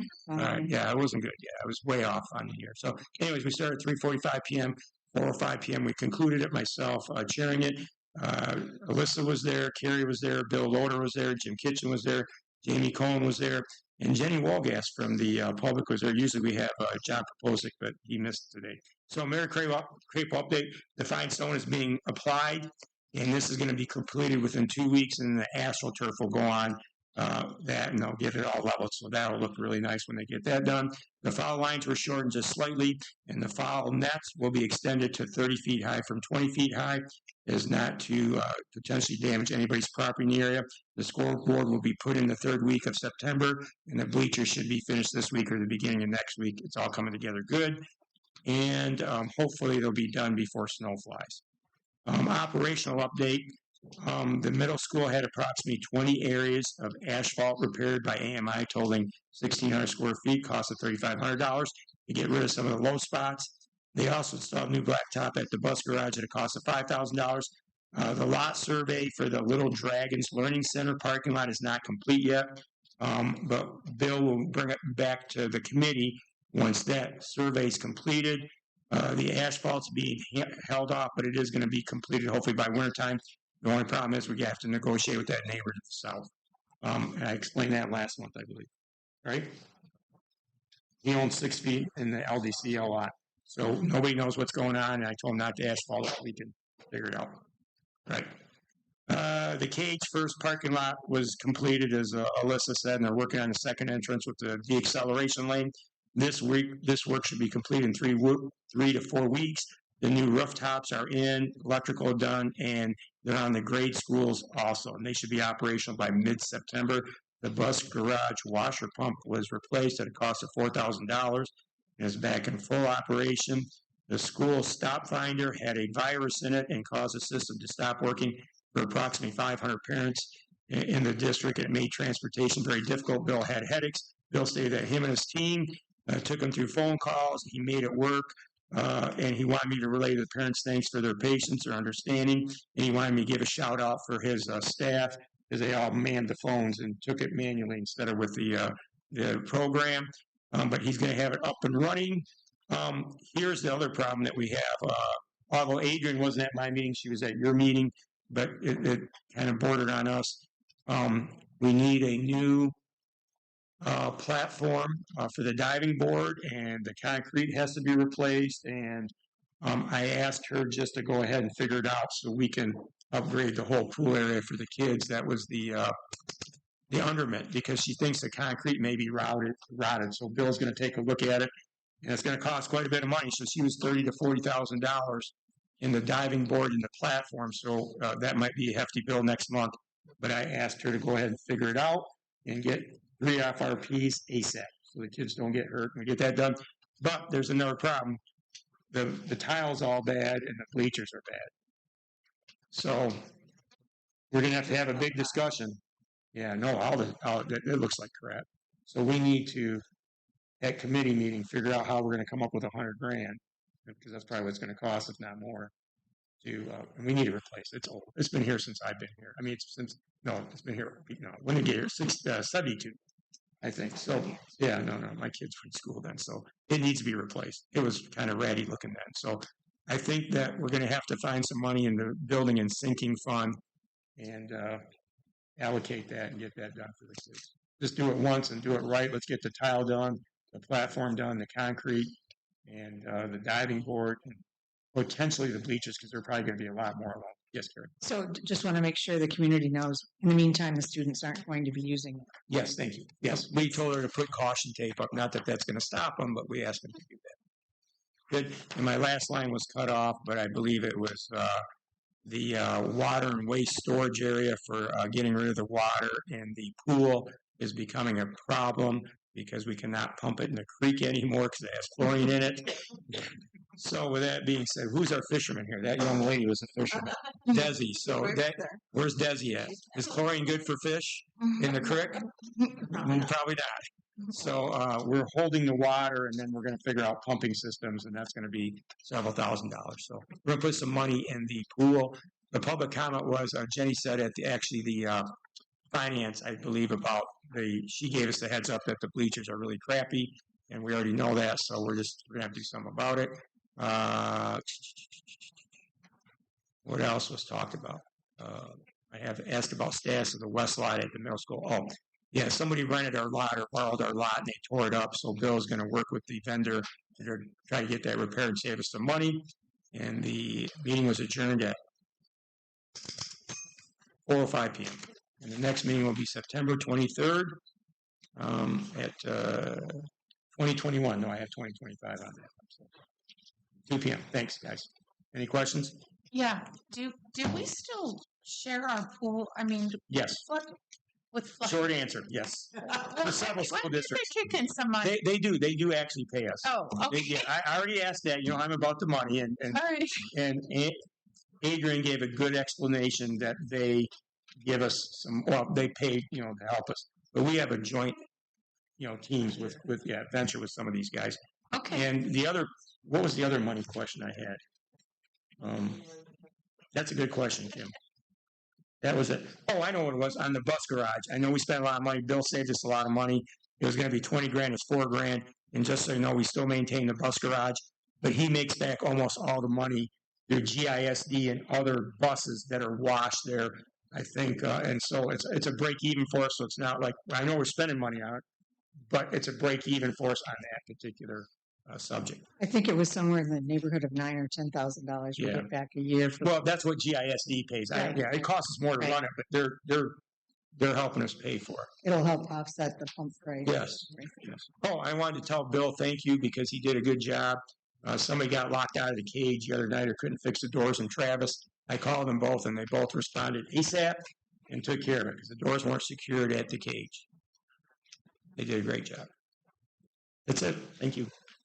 Any questions for Chuck? No? All right. Well, back to finance. Finance. All right. So yesterday we also had a finance committee of the whole. Attendees were myself, President Carrie Germain, Vice President Chuck Melke, Trustee Ken Engel, Jim Kitchen, Jamie Cowan, Bill Loader, Adrian Tresbatowski, and from the public we had Brian Bouchard, Shelley Thompson, and Jenny Wolgast. The meeting was called to order at 2:24 p.m. First item on the agenda was the audit. Ms. Cowan shared that the fieldwork is set for September 2nd through 4th, which is standard for this time of year. Next on the agenda were our financials. Mrs. Cowan reviewed the cash and investment summary for each fund for the month ended July 31st, 2025, and I'll go through the balances. So for our general fund, we have $12,888,482.17. Food service at $601,849.11. Student activity funds, $877,163.98. Our debt service fund is $2,726,135.07. Our capital project funds are $38,472,374.28. And our total cash and investments are $55,566,004.61. The committee engaged in a detailed discussion regarding the financials, with particular focus on Little Dragons. Mr. Melke and Mr. Engel requested a comprehensive report outlining revenue of the year prior. Yes. The food service budget was also reviewed, and it was noted that any unused grant funds may be reinvested into food service. Next on the agenda, we talked about grants, title allocations. So Deke Elementary fell off on the free and reduced lunches. The district is asking that all parents fill out the free and reduced form. The schools are in a competition on whoever receives 100% parent participation. There'll be some sort of incentive or a party of some kind. Next, with the McCall mini grant. This grant is the Michigan Association for Computer Users and Learning and offers grants for innovative uses of technology in the classroom. And we have received $1,576, which is pretty cool. Next on the agenda, we have an other section. We talked about a credit card request. So Mrs. Cowan asked the board if there were any questions regarding the request made in July. Mr. Engel had shared that he was concerned over the amount of credit cards that the district has. Currently, we're at 51 and would like to see the policy changed as soon as possible. Mr. Engel would like to see more accountability. Mrs. Cowan had shared the board policy for the credit cards at that time.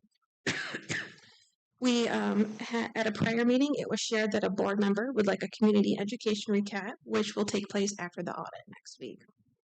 And then new diving boards. Chuck kind of stole my thunder there. Mrs. Trisbatowski reported that the current diving board is unsafe and shared photos illustrating its condition. The board authorized her to seek an RFP immediately. The estimated replacement cost was about $33,000, maybe a little bit more. Until replacement, that diving board will remain closed. And that didn't include the base, though. That's why it might be a few bucks more. Yeah. Because the concrete's rotted out. Exactly. Next, we'll have a board action item tonight. It's to approve the SRO contract of a third officer. The district will have 3 school resource officers at all schools, which is awesome. This is also fully funded by Asterix funds. Next on the agenda, we had some public comments. Ms. Walgash shared comments about the credit card concern by Mr. Engel. She felt that the issue was about liability. She had shared the process and how she felt the process was and had shared the clarification on how the credit card was a method of payment for purchase orders. Ms. Thompson shared her concern for the credit cards and asked who balances them. Mrs. Collins shared that the whole finance team reviews them and statements have 4 sets of eyes that review them. Ms. Thompson shared that she felt that we lost efficiency and the finance team could be taken away from other things. I'm looking at 50 credit card statements. Mrs. Thompson also shared with the board that we're doing a lot and we're doing a fine job and that she appreciates the board. Ms. Walgash shared that we should make some upgrades to the pool and that the state of the pool is embarrassing to the districts and to the students. And Mr. Melke has shared that we should allocate funds to fix the diving board and to pay for a new facility study. We had a facility study a few years ago and it failed, from what I've understood yesterday, is it failed to mention the true state of our pool. Yeah, he should have caught up. And so the meeting adjourned at 4:44 p.m. and our next meeting is September 23rd at 3 p.m. Thank you. Thanks, Alyssa. Any questions for Alyssa? I have one. Go back to the SRO being paid for. What was that coming from, please?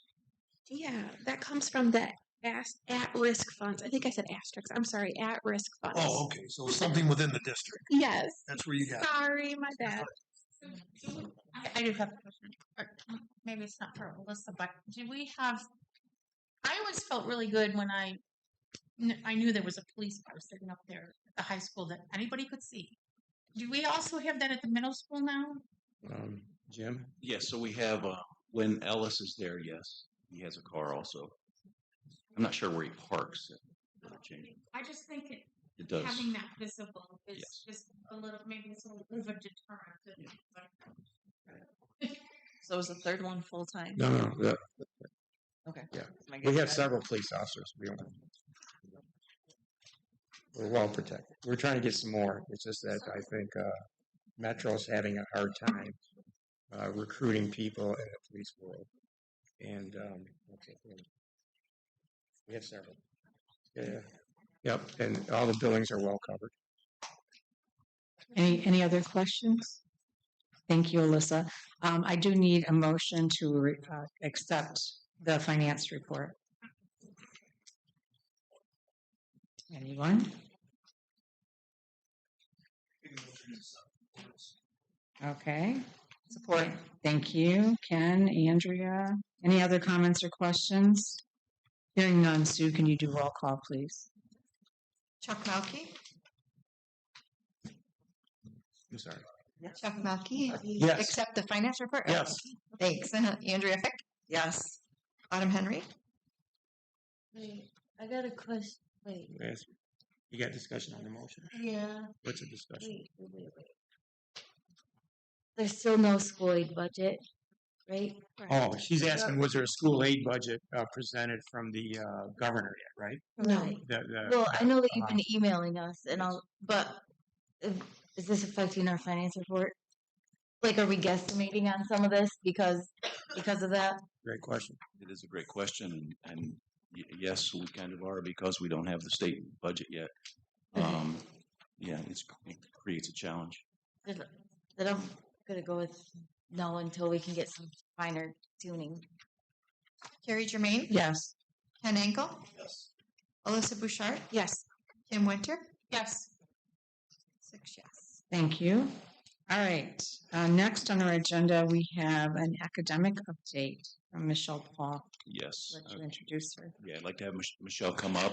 This has been kind of a hot topic for us, and so we want to share. I have sent some preliminary data Chuck had requested, and I believe it's going to be incorporated into this presentation also so that we can get some good numbers, some data about school of choice in Swartz Creek. Good evening.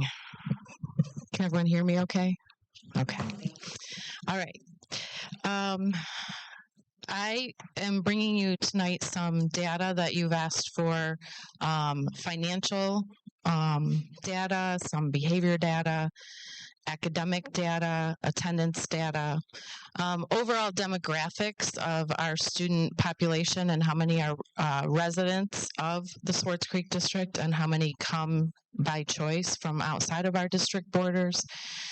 And talking about, because it is a hot topic, what would be the likely outcomes if we ended school of choice outright? And then finally, the administrative team has come up with some recommendations for the board.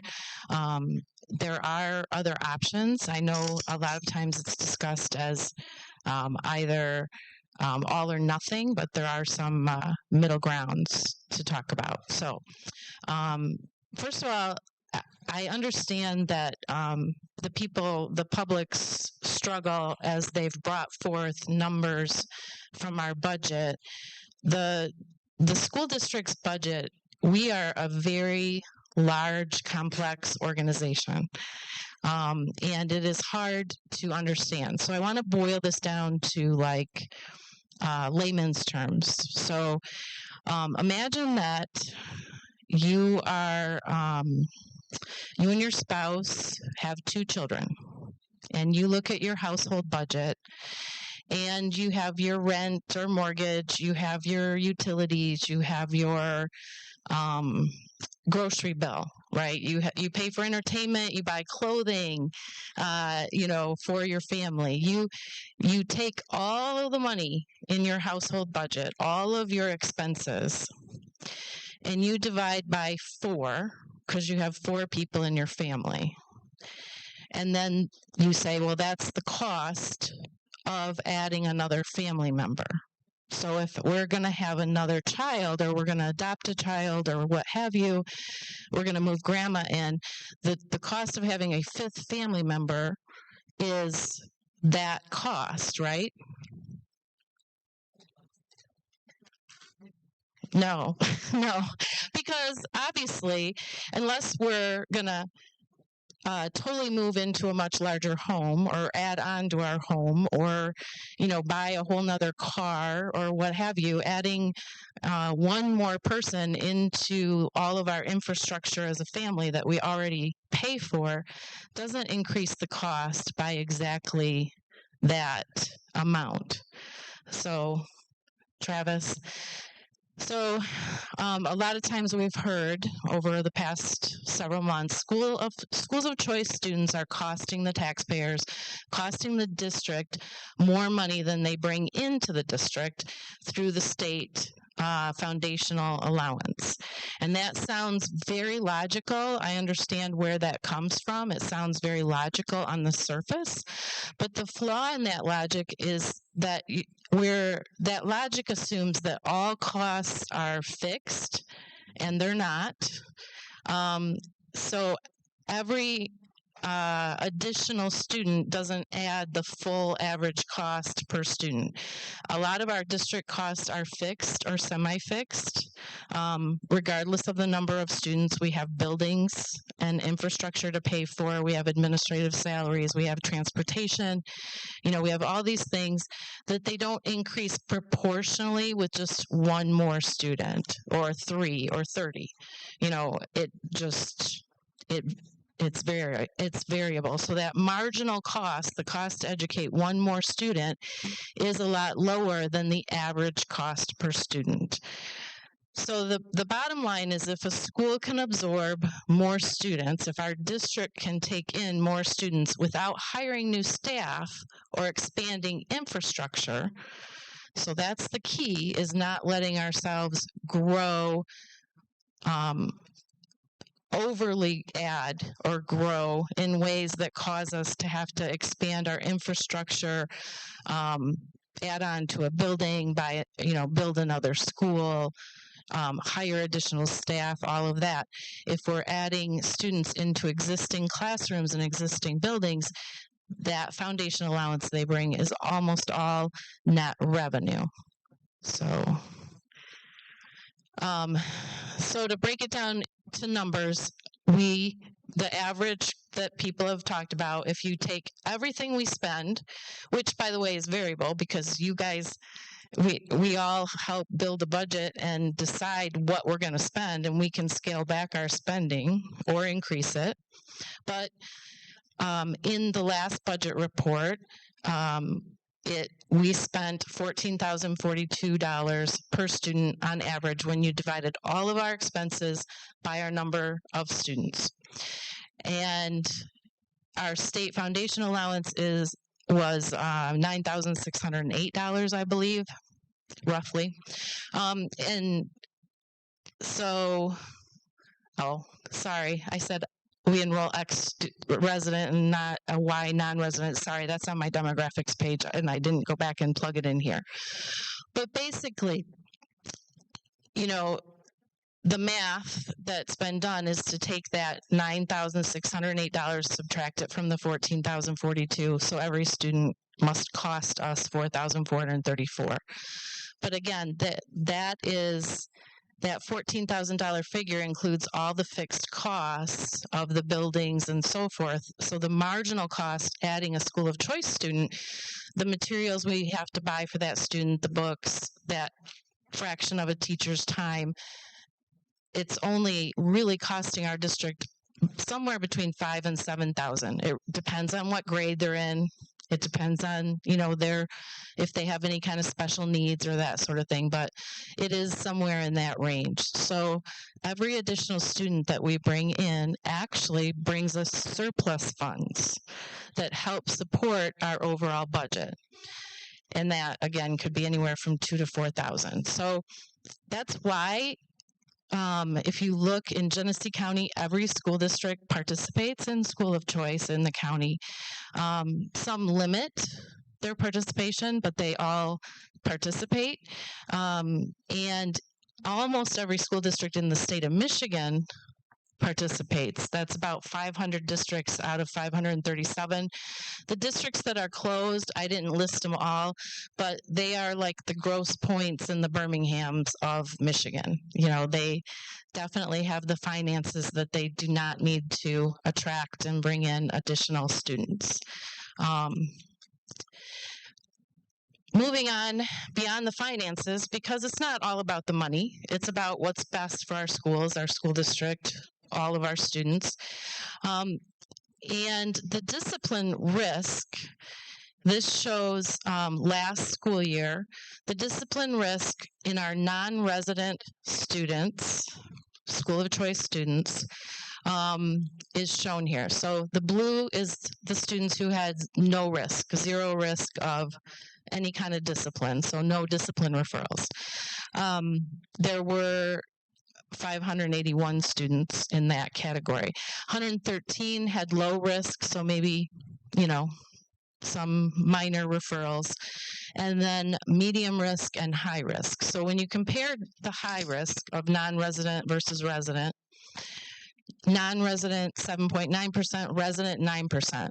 So actually, our residents of Swartz Creek slightly, but it's such a small percentage for this, it is basically the same level of risk when you're getting to that granular of a case. So I probably would have lost a bet. We've all made some assumptions and made some predictions around our data.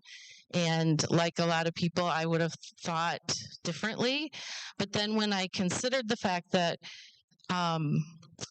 when students apply to come to Swartz Creek for school of choice, they are not admitted to our district if they have a discipline record. If they've been suspended or expelled, they're not admitted into the district. Those are reasons we can turn them down.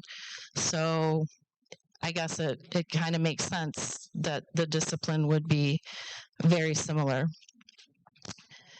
As far as academic, again, very close, a little bit more high risk, 37.7% versus 35% for our residents. But again, as you can see the numbers in the graphing, it's a very similar spread, whether you're a non-resident or a resident of Swartz Creek, and the grades. Obviously, this particular aspect takes into consideration middle school, high school, because in our elementaries we do the standards-based grading. So we were looking more at like academics with real grades, A, B, C, D, E. Attendance risk. Here's where some of our predictions did ring true when we talked about attendance and chronic absenteeism. Our non-resident students do have a little bit harder time getting to school every day and on time.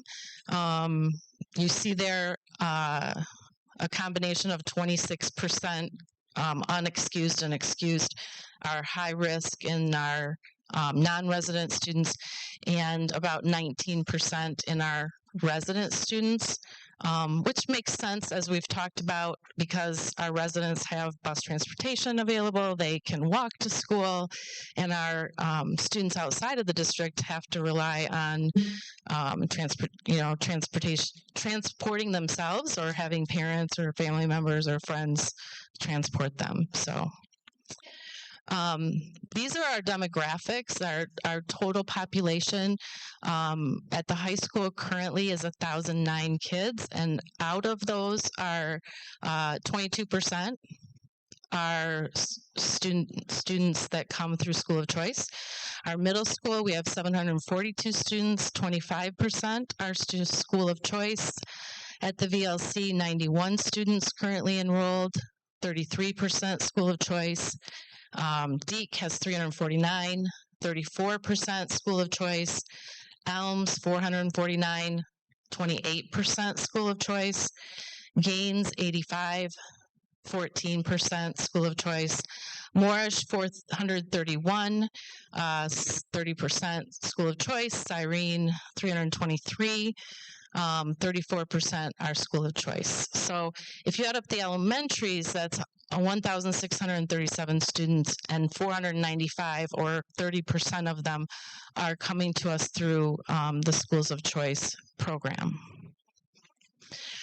So when you think about that, if we had 30% less enrollment, almost a third, if we cut our district by almost a third, we would lose, I'm not the finance person, so hopefully my calculations were correct, but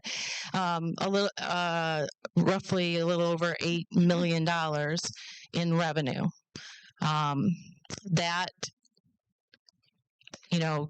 That drastic loss of revenue, we'd still have all our fixed costs. We'd still have the buildings we have. We'd have our utilities to pay for. We'd have, the staff we have and so forth.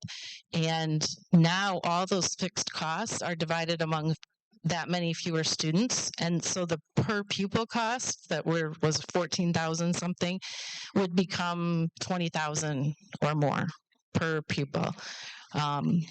It would stress our financial sustainability as a district. It would likely require staff layoffs and class size increases immediately to help balance the budget.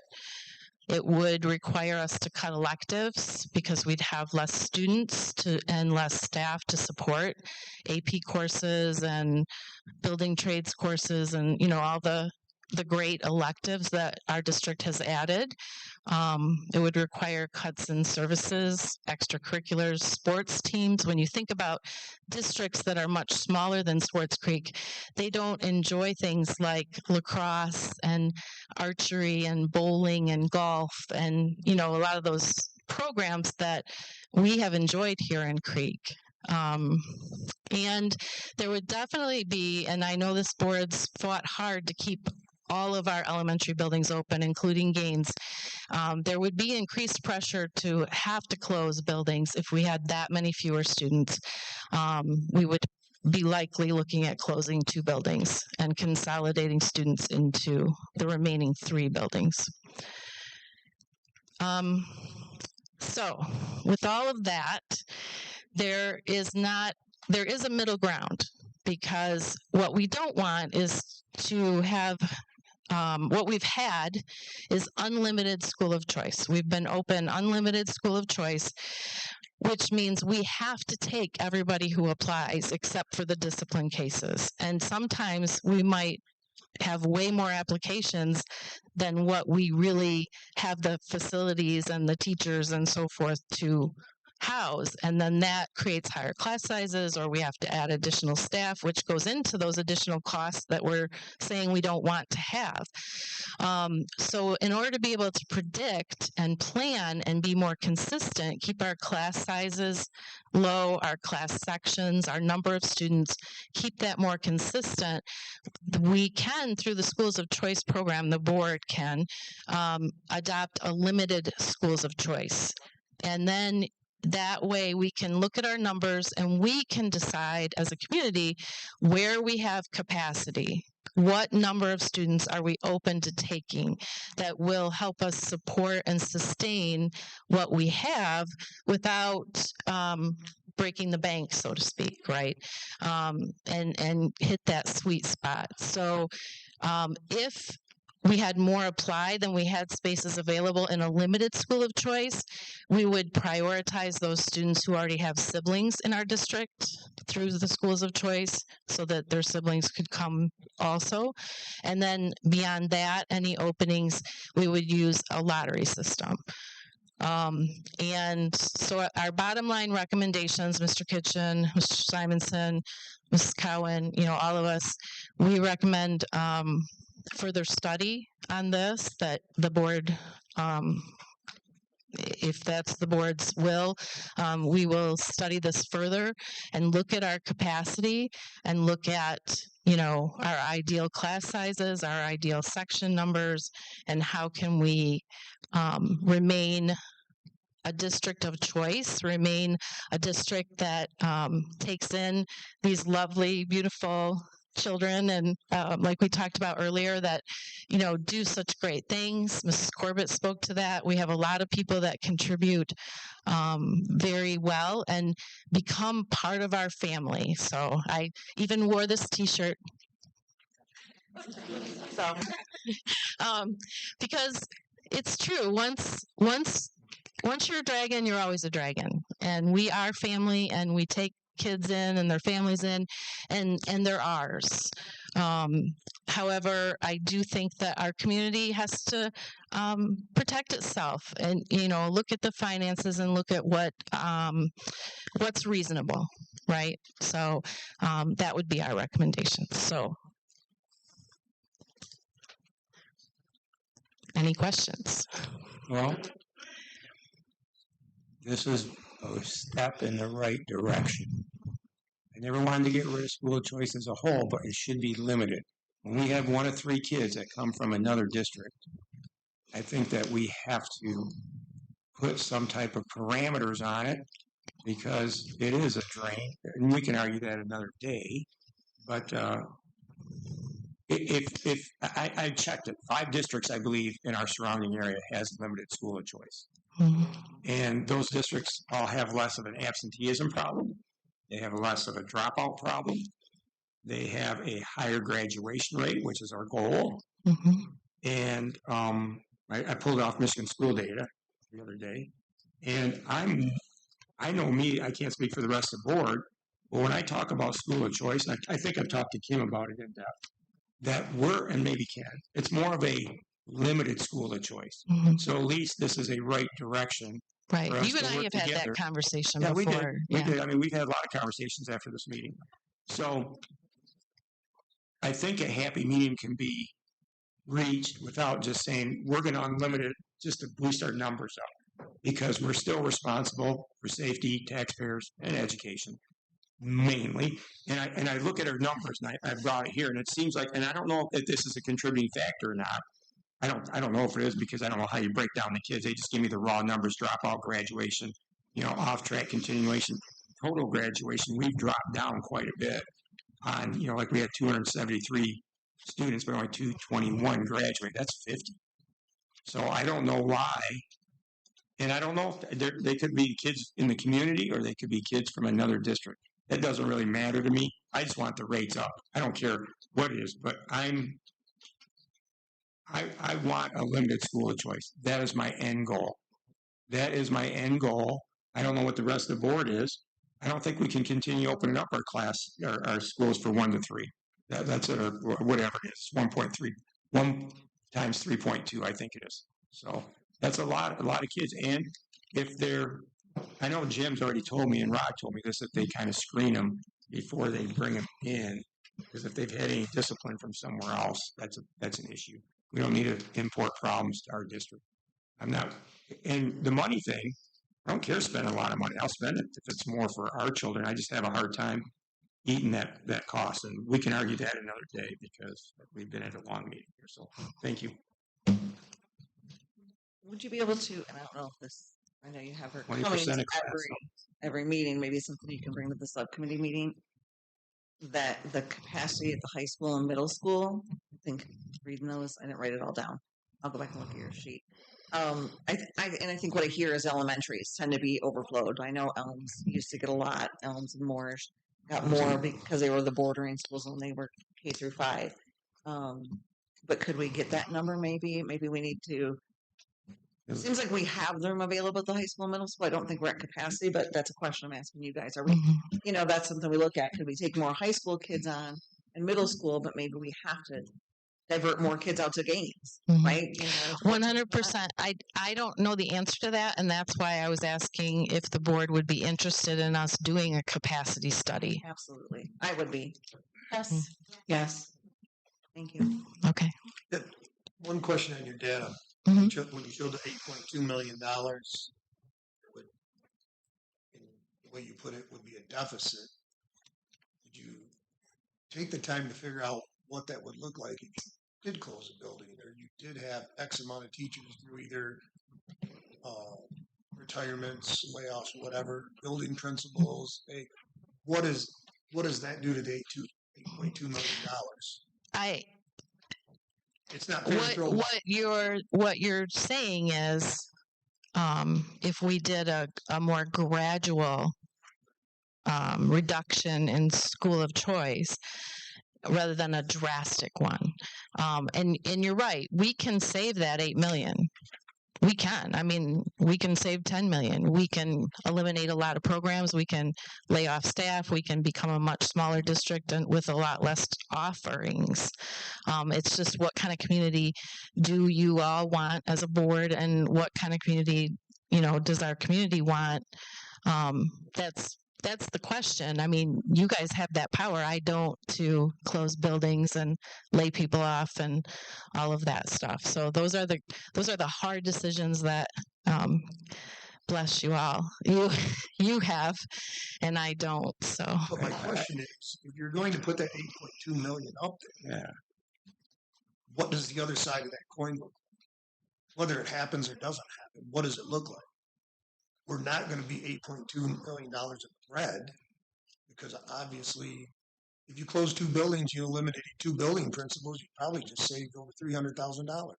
Mm-hmm. So if we're going to give one side of the coin, give both. Right. And that- well, 100%. It's not there. Well, I said that more in like the impact. If we eliminate it, we'll have to close buildings. We'll have to lay people off. You know, that is that other side of that coin of the 8 million. 100%. You can do that. Yeah. Well, why would we have less stuff? We might have better stuff if we proportionate our money. If we completely shut down school of choice, let's say we did. What's our student ratio? About 20 to 1, 21 to 1 per class currently? Depends, right? No, what is it? You know it? I'm just asking. It's not what is it? Because I'm looking at the data and it says we're at around 21 is what it says. The class size. Average. Yeah, class. Average. I'm not. Some may be bigger, some may be smaller, but it's saying 20 to 20.6. Okay. Yeah, that just takes every adult into account. That's why. Right. So, and Ken's point is, I mean, we're like $8 million in a deficit. That's not true because at 1,000, 950 was the last count that I pulled off at Michigan school data. That's 50 teachers. 50 teachers aren't going to lose their job. They're going to go to Flushing. They're going to go to Carmen Ainsworth. They're going to go to Linden, whoever still has school of choice. And then 50 people at about $160,000, depending on the price and the retirement. That's over $8 million right there. Why do we drop anything else? I don't get it. I don't get your math because you're like, oh, I lost $8 million, Chuck. But yeah, and I'm not saying all school choice, but I'm saying if that happened and you lost 50 teachers and our retirement rate and 64% of our budget goes to pay retirement, this doesn't even cost long-term benefits because we're responsible for retirees once they leave. So we have a far-out cost. So if it saved, I'm just saying 50 teachers, that's high, but 50 times 160 grand with benefits and all that, that's $8 million right there. That doesn't even include the principal. So I don't know how we're going in deficit. We may have better stuff. That wouldn't shrink the class size down, or increase it. Why would it increase it? I'm sorry. Maybe you misunderstood. I didn't say deficit. I said we'd have that much less money because it's the money that comes with those students. Right. So you said we could go in a students deficit because of that. don't come to us.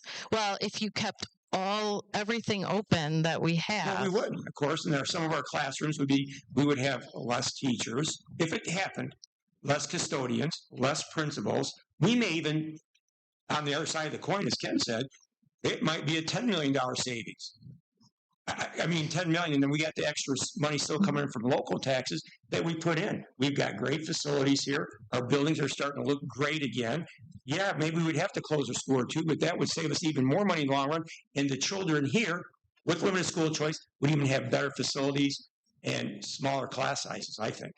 To some point. I think that but the electives are right. Right. I think the electives are right. I didn't think about that, Michelle. It's a great point.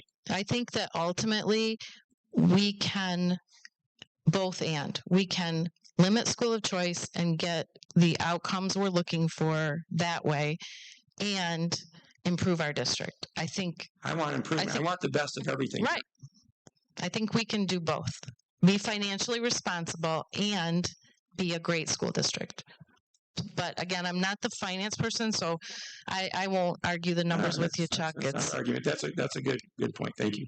Andrea. Thank you, and thank you for putting this together tonight. Because I think your goal for tonight was to debunk the whole school of choice kids costing us money. Right. That's what I took away from it. Is that you were trying to get that point across. And they're kids, and there are kids, and there are students. So there are students whether they live in our district borders or they don't, they're here now, and we're going to do the best we can. That's not a debunk. And the next presentation I'll bring you, the state just lifted the embargo and released last year's MSTEP and the PSAT and SAT and all of that, the school data. So I will definitely be bringing that to you guys. What year will that be for, Michelle? 2025. Yeah. So it's always lagging the year behind. Yeah, because I've got 2022, 2023, or 22, 23, 23, 24. Yeah. So it's a year behind. I mean, this is accurate as we have currently. Yeah, well, literally today. So I'll get it in your hands before the next meeting so you can look it over. But next meeting we'll be able to go through that. And you're right, Chuck. We have a lot of work to do. You know, we need to raise our academics, our scores, our graduation rates, all of that. And I think we're on a good trajectory. I think the board has been very supportive. We appreciate, I know our staff appreciates your support. And we just want to do right by the kids we have in our district. So I have a question. I'm sorry, go ahead. Okay. Okay, so when you pull this up and I don't know, it's not called Power School anymore, right? It's called something different. Google Slides? Power School. Okay. So when you pull it up in Power School, does it identify if a kid is school choice versus not? It doesn't. Not in Power School. We actually, in order for me to pull that data, I worked with our company, Munetrics and School Data. And so they put in and identified students resident versus non-resident. That's the way I was able to get those graphs and get that data. And so we're going to continue to look further into that as well. Munetrics is going to put more of that demographic data on the website. Yeah, and it's not that I'm trying to tell the difference, but Ken, back in the day, and this is just based on the discipline records, did you guys have something where you had to meet, I don't know, discipline? How do I know that residents aren't just getting written up to keep a balance with school choice? Didn't you have that? Yeah.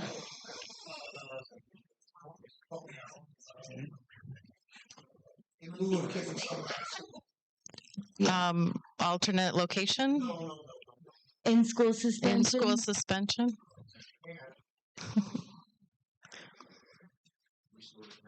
Thank you. Restorative practices. Yeah. Or restorative justice, whichever you want to call it. So I think what she's saying, in lieu of somebody getting in trouble for that, and they use restorative justice, that would show up as what? Well, it depends. A lot of times restorative practices are used after a suspension when the child is reintegrated into the community. We use restorative practices proactively. What would I... Hang on a second, Michelle. So let's back up. Let's go back to Mr. Sean's presentation back in the fall of 2018. Remember when we got $525,000 because we kicked too many kids out of school? Yeah. Okay. So, thank you. So the very He asked him a direct question. The very next year and the year after that, because he'd already told us we were going to get the same penalty the following year because he already crunched numbers. Because demographically, we kicked too many kids out. So at that point in time, restorative justice became a big thing. And so what I think she's trying to ask is, instead of kicking those kids out of school, you use restorative justice. So on paper, you didn't show a suspension, where in your data maybe it doesn't show a suspension. Because that was a push, correct, Eric? Restorative practices is a state law. I understand that, but it was used in lieu of suspension.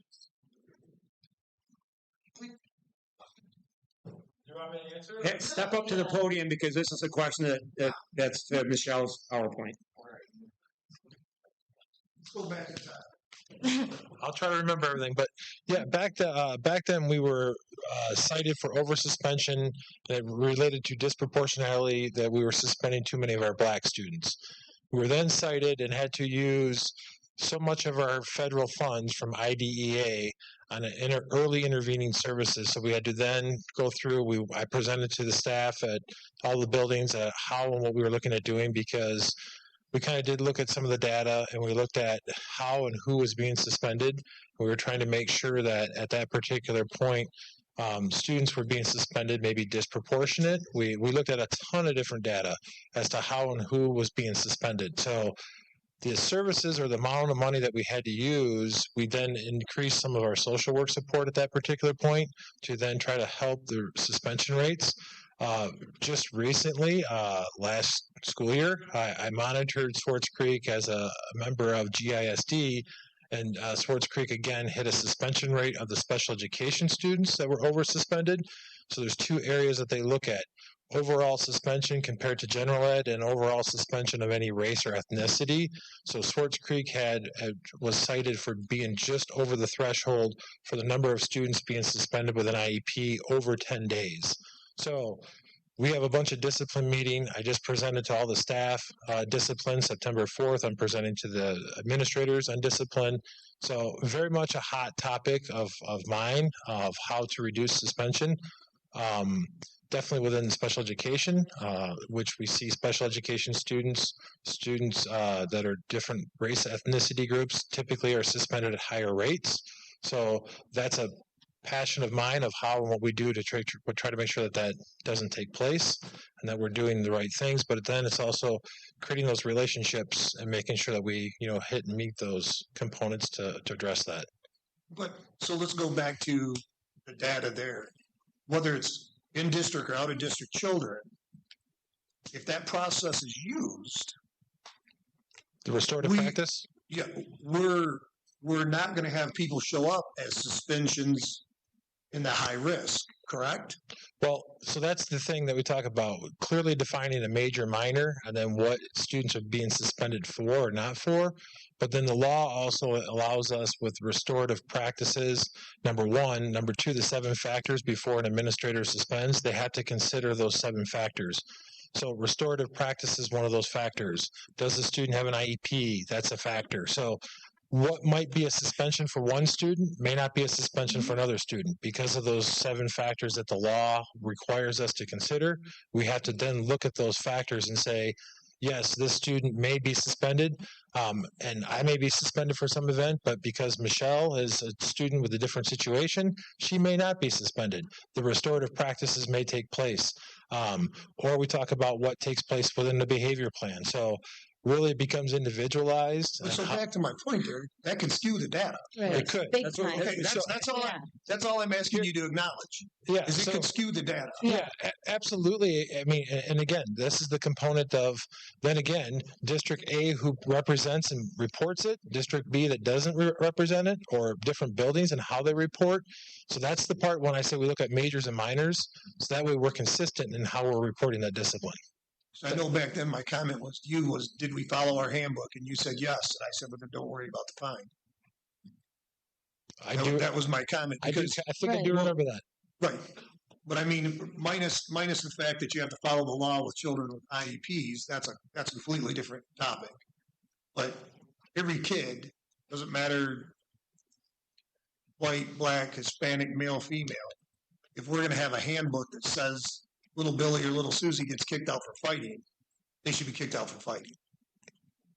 And if we're not going to do that, then that means we're treating some portion of society in our school district different. It would be no different than if I spun it the other way and said, well, if you're a school of choice student and you get in a fight, you get 7 days, but if you're an in-district student, you only get 5. So, but we can skew the data with restorative justice, correct? Well, we're not that you're deliberately doing it, but it will skew the data. And well, can the restorative practices, are they broke down by in-district student or out-of-district student, right? No, that was. Oh, they're not. No. I didn't know that. I thought that you kept a. Okay, I didn't no. Ignore that. That was a joke. Yeah. Okay. Back to Autumn's question. But that would skew the suspension rates down. Yeah. Discipline. I didn't know that. I thought they kept track. And to Derek's point, what we have to make sure of as a district is that, and to Ken's point, that we're treating kids equally. Right. We cannot be targeting and over suspending kids because they have a disability. We don't want that. No. Because they're a certain race, right? We don't want that. Because whatever. But to your point, Autumn, the resident versus non-resident is not evident to like our school staff or, unless we go and look up their address, no one knows. Okay. Yeah, no one knows that. We know it based off their address is all. Okay. I just wanted to know But the how restorative easily practices can accessible it bring was. down the discipline. The actual is what you're telling me. I'm sorry? What Derek just said was that restorative practices can skew the numbers for the discipline. So if we don't want to get penalized and you say, oh, we better not do it to this group or that group, whatever group it is, we're going to give a restorative practice versus a discipline so that way we don't get fined. That's what he just said in a nutshell. Mm-hmm. Well, And stand up, please, because we're still. That's okay. So yeah, the restorative practices are intended to be reduce those numbers. You're absolutely right, but it should be used for all students. So, I agree with that. So there should be. I would agree that if we're using We're not working in school. That's up to you guys to do that, not us. If we're using restorative practices, it's with the intent. I mean, it came out of the prison system with restorative justice, as Ken indicated, with the intent of how do we bring people back? How do we repair that harm? So that's what it's really about. And so the idea is, let's do this with the intent. And my feeling is, if suspending students change behavior, by all means suspend away. No. But we know as educators, it doesn't. It doesn't change behavior. In fact, you lose the kid. Every time I get an expulsion, I'm the only guy up here that doesn't want to expel anybody. I'm let's try it, because once they're gone, you're never going to get that kid back 9 times out of 10. So that's our intent, is to really look at how and what we can do differently to avoid that suspension. I don't want to call it skewing the data, but that's what everybody's doing right now, is what are those alternatives to suspension? Kids right from wrong, I guess. That's just the system.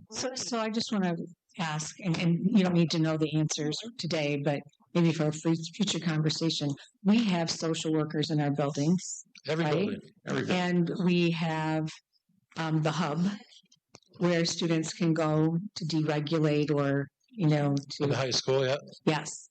And so, at a future conversation, maybe telling us a little bit about the impact it's had on student behavior and well-being would be helpful for all of us to hear again. I would leave that up to you to identify the data that's available, because I know it's been presented to us last year and it appeared to be making a difference. I believe I'm on the docket to present to you in October, and I can make that part of my presentation. Perfect. Just 2 things in closing. Thank you I know I put you on the spot going back to 2018, and I did enjoy all of your numbers but one, because I thought the one should have had the other side of the coin to it. So thank you both. And my last comment is how I do my job. You treat everybody the same all the time. We're all either really happy or we're all really miserable. If you do that, you make nobody happy. You don't make the left or the right or up or down happy. So could we do? I did some research. You can do it per grade, can't you? If we say, hey, we want to have. Correct. We can break it. There are 40 kids per grade. I mean, if we could do that. And you can close certain grades and not have them open and have other grades. Yes, right. I mean, that's why we want to look at our numbers, our capacity, and what ideal numbers would be. I'm looking forward to what ideas you bring to me, Michelle. Thank you. Okay. Yeah, I have a real. Well, maybe in a subcommittee meeting or something. So we can Go ahead, Kim. Well, I have 2 things. First of all, would we, if our policy says that, or even another district, that like if this kid gets in a fight, that's automatic suspension for 3 days. Let's just say that's their policy. Would we, maybe would Swartz Creek say, instead of suspending this kid, we might do the restorative practice? It's hard to say. I mean, because I know how much we all want to say it's black and white. Like the kid got in a fight X number of days. When I was an assistant principal at the middle school, like I wanted a chart. I didn't want to have to think about it. Like you do the crime, you do the time, the whole thing, right? But then you discover, well, what if that kid had been nonstop teased and he finally had it and he punched his bully in the face, right? Like there's circumstances where you have to take in more. Now, would that kid get written up for punching someone in the face, and would there be a consequence? 100%. There has to be. But at the same time, it's like, it's hard being a principal, right? Being an administrator, being a teacher, it's hard, and it's not all black and white, as much as we would love it to be, honestly. One other thing, could you go back to the discipline slide? Mr. Smith? Thank you.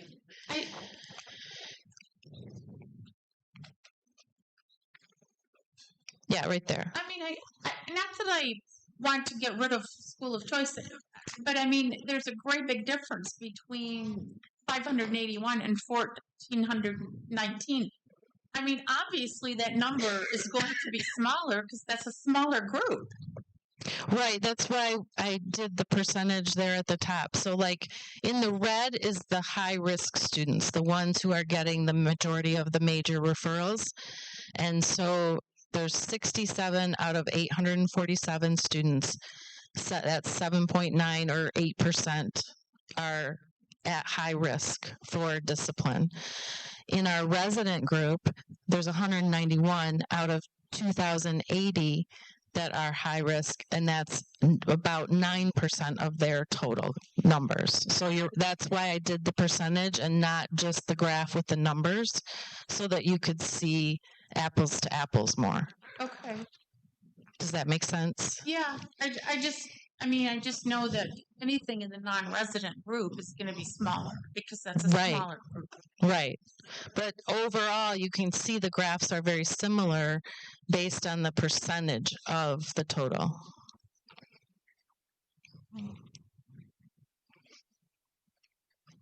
And I'll share this whole thing with the board so that you have it, the presentation with the details. Michelle, thank you very much for the presentation. Okay. And we look forward to hearing from you each month on a different theme. And we appreciate you very much. Thank you. Thank you. Thank you. So Jim, before we move on, we have a lot of educators, administrators, all in our audience. Could I have them stand so we can recognize them?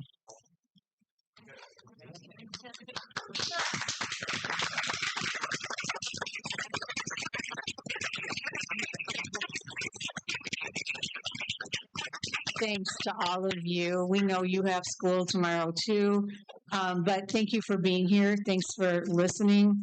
We're here for the kids that you serve, and we're trying to get back to, what is it? Kindness runs in the creek. We are family. You are our family. So thank you for taking your time to be here tonight. I just wanted to acknowledge you before most of you had to sneak out because you have work tomorrow. All right. With that, we can move forward with the next presentation, which is professional development. Mr. Kitchen's going to talk about New Dragon's presentation. Mine is really quick. Just an update. We had a smooth start of school with the kids coming back. The day before that, we had a full day professional development. We met together, introduced our new staff, and then we send our teams into their building to begin the work. Our elementary teachers have a big task in front of them, like being a reader, being a writer, and bridges some of the changes that we've implemented to address our academic achievement. And then our middle school and our high school did some great work on self-efficacy to pull together and begin that work with achievement teams. One of my favorite things that I did as a deputy superintendent, I wanted to continue this year, is working with our new teachers as they come in. And so with that, we every year we have between 10 and 20 new teachers, so we've had quite a bit. And we go over the things we call the backbone of the dragon. And those are things like our MTSS system, standards-based grading, science, technology, engineering, and math, our 5D process, Swartz Creek values. And we do some curriculum and school safety processes with that. And so our new teachers get that. Now, it was part of our our strategic plan as a board that we wanted to attract talent and retain it. And so once we get our teachers, we stay with them, the new teachers, especially for the first year.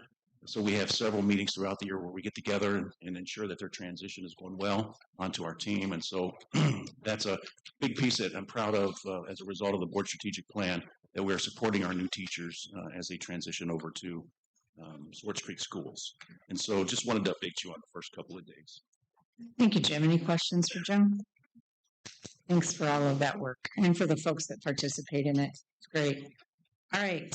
Next, we have board action items, approval of the additional collaborative literacy purchase that I mentioned in the academic achievement update. Make a motion that we approve the purchase of it. So moved for $96. In case anyone missed that earlier, thank you to Michelle Paul for doing a grant so that we get it for $96 out of our fund. Amen. All right, Chuck and Andrea, any comments or questions? Hearing none, be it resolved that the Swartz Creek Community Schools Board of Education approves the quote for additional materials from Collaborative Literacy for $115,075.00. The balance of our allocated Section 35M grant funds will fund $114,979 of the purchase, and the general fund will be used for the remainder, $96. And Sue, can you do roll call, please? Ken Engel, Yes. Alyssa Bouchard, Yes. Carrie Germain, Yes. Autumn Henry, Yes. Kim Winter, Yes. Chuck Melkey, Yes. Andrea Fick, yes, 7 yes. Thank you. Motion passes. Next, we have the approval of our SRO contract. Make a motion that we approve the contract for the additional police officer ASAP. And hopefully Matt gets him up here working quickly. And Kim, you're seconding that. All right. Any comments or questions? And that, just want to add, that's coming from grant money also. Carrie, you want to add that to the board? No. Okay. I'm just kind of confused. What do they handle? Like, I'm just not. Well, mostly it's. I just want to know more about it, I guess. They're patrolling the parking lot. They're guarding the building. Okay. They're taking in school complaints if there's a larceny from their vehicle. If I'm not mistaken, we have a couple of them here, but they're doing all the routine police work instead of calling a police officer off the road. Okay. So if there's something happening out here in the parking lot and the building and the grounds, they're going to take care of that without pulling resources from out there. Although they do have resources to come in and help them. And we do have, I was really concerned about this the other day. I think I asked questions. We have $600,000, $500,000 total of that risk money. Yes. Yeah, to hire police officers. Yes, or for safety, but yes. Yeah. I'd like to, I know Bates having a hard time getting people, but that's high on our list to put them in every building. Or, they already are kind of floating. So. I was just. We could always do, but they're gonna do it all. That's you need it. Them kids are rowdy. And teachers need help. And, nobody wants to fight with them if they do get. And sometimes they get things they put on traffic control, right? Especially the first couple weeks of school. Well, they help with everything. Football games, baseball. They just we can't. When I was in school, even when I was the police chief and working at Swartz Creek for years, I was the SRO at Mary Crapel for School of Choice kids. That's where all the the high school. So they had me there every night for like 5 hours or whatever it was. But you just need them there. The teachers need them. They're not. Unless somebody wanted to arm our teachers a couple of years ago, and I said no. I mean, I'm not opposed to it, but just they need more training than giving everybody a gun. Maybe they could come train over at your place. Yeah, no. That would be a conflict of interest. That would be a conflict of interest. I couldn't. Any other comments or questions? Let's move on. Yep. Okay.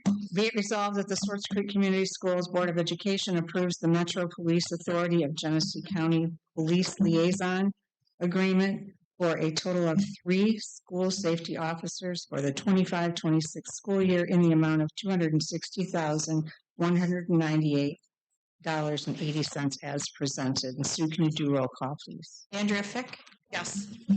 Ken Engel, Yes. Kim Winter, Yes. Carrie Germain, Yes. Autumn Henry, Yes. Alyssa Bouchard, Yes. Chuck Melkey. Yes. 7 yes. All right, motion passes. Thank you. And thanks to the Metro Police for providing that service and to our fine folks who are out here in our lobby tonight. We appreciate them. Okay, next we have public comments. Anyone want to address the board? If you do, please come forward, state your name, keep your comments to 3 minutes or less. I'm going to be quick. Dealing with the armed resource officers, let's say the unfortunate situation happens with an active school shooter. How far are police away, Chief? Minutes, right? How Well, if they're close out is patrolling, yeah. Yeah. If How a resource close? officer's there, he's there within Right here in the building to handle the situation. So that right there is a big thing. And also with this, I don't remember what you guys called it, but I call it the special treatment deal that you were talking against, Ken. Do we not have a Declaration of Independence where all men are created equal? So how could we, say this person gets this discipline, this person gets this discipline, and we're all created equal, and we're all supposed to be treated as equal. So that's it. Sir, can you state your name again? I'm sorry for the I'm sorry. secretary. Jason Dye, D-Y-E. Thank you. Thank you. Hi, how y'all doing? My name is Charlotta Savage. I'm an over-the-road trucker. Okay, and with school of choice, I personally can appreciate it because with a person like me being a trucker, in order for me to get my child in school, school of choice is the best option, especially with me paying for nannies for my younger children. Where the complication comes in with me is I feel like it should be limited.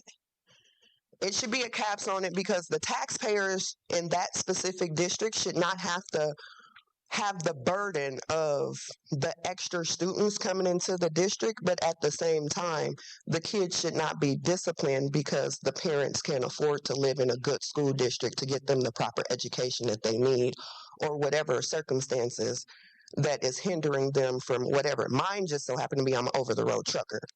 But I have not been in my semi-truck since February. And the reason why is because of all of the things that are going on with these mega sites and with the displacement that they're trying to do with children.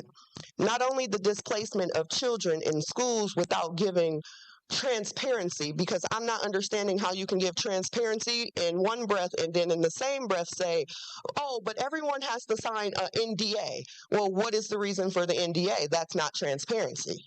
That somewhere in there are secret backdoor conversations being had, and there is something that they don't want the residents and or the community to know about. So therefore, let's do an NDA. That way we can sue anybody if they're having conversations about what we had a conversation with them about.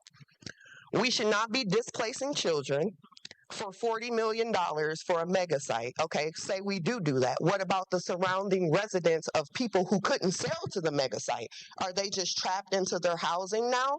Because nobody's going to want to live across the street from a mega site. Then we have the whole road and commission things. Okay, I drive semi-trucks. You put a mega site there. Where are these trucks coming in and out of? Where are they building these roads? Who's paying for this?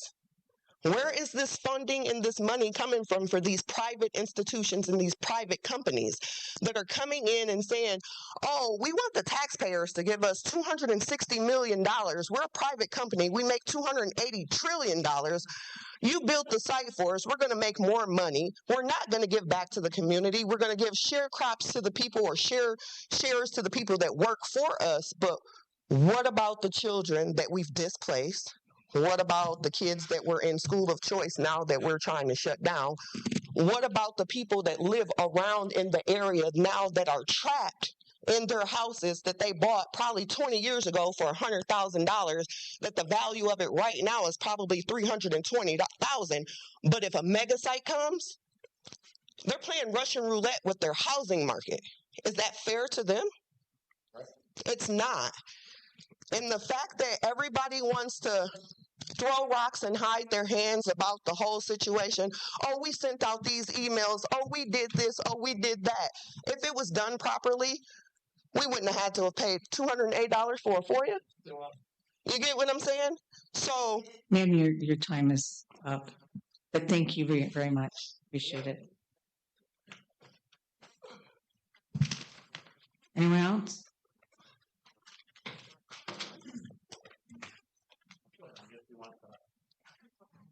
Brian Bender, Swartz Creek alumnus. A couple things. Michelle, do you know how many students leave the district? I'm not sure where you're at.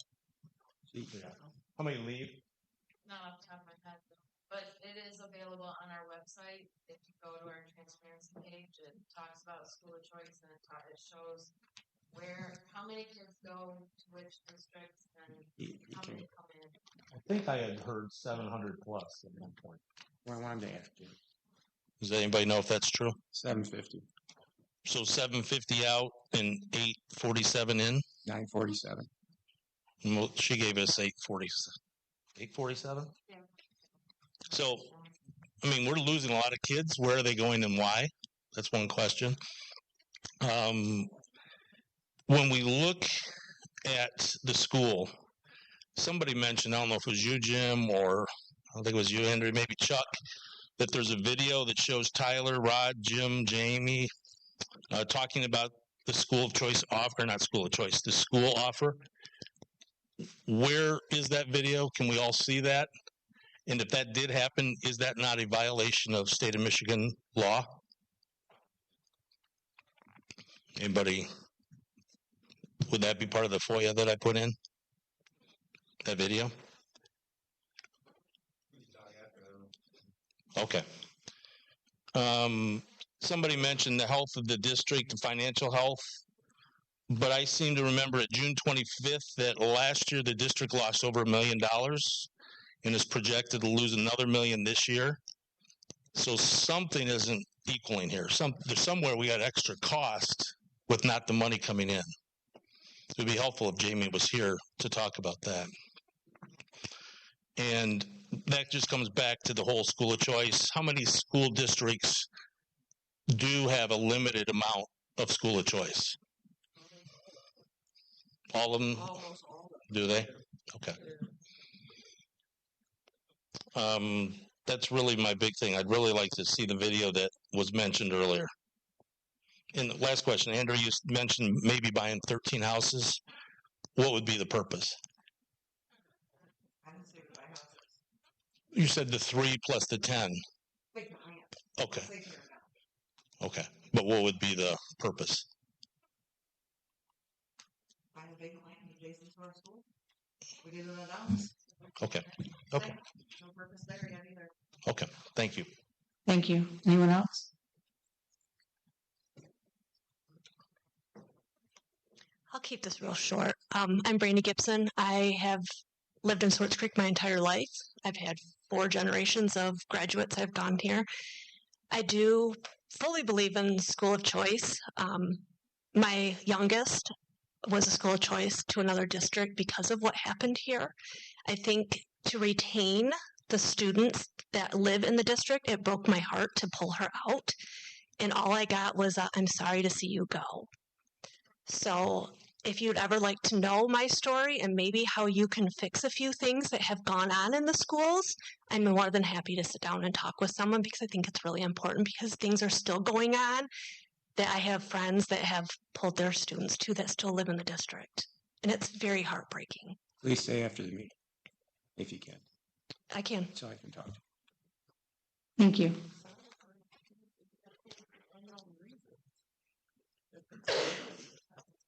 Hi, Leah Davis. I just, I don't condone selling the school, and I would like you guys to think about the abuse of the tax dollars and that the millages that were passed and the renovations that were put into the Moorish Elementary School. And, I mean, if you guys are going to negotiate with the non-government organization, they're wanting to offer $40 million, but are they considering the fact that there was already millions of dollars put in to the school?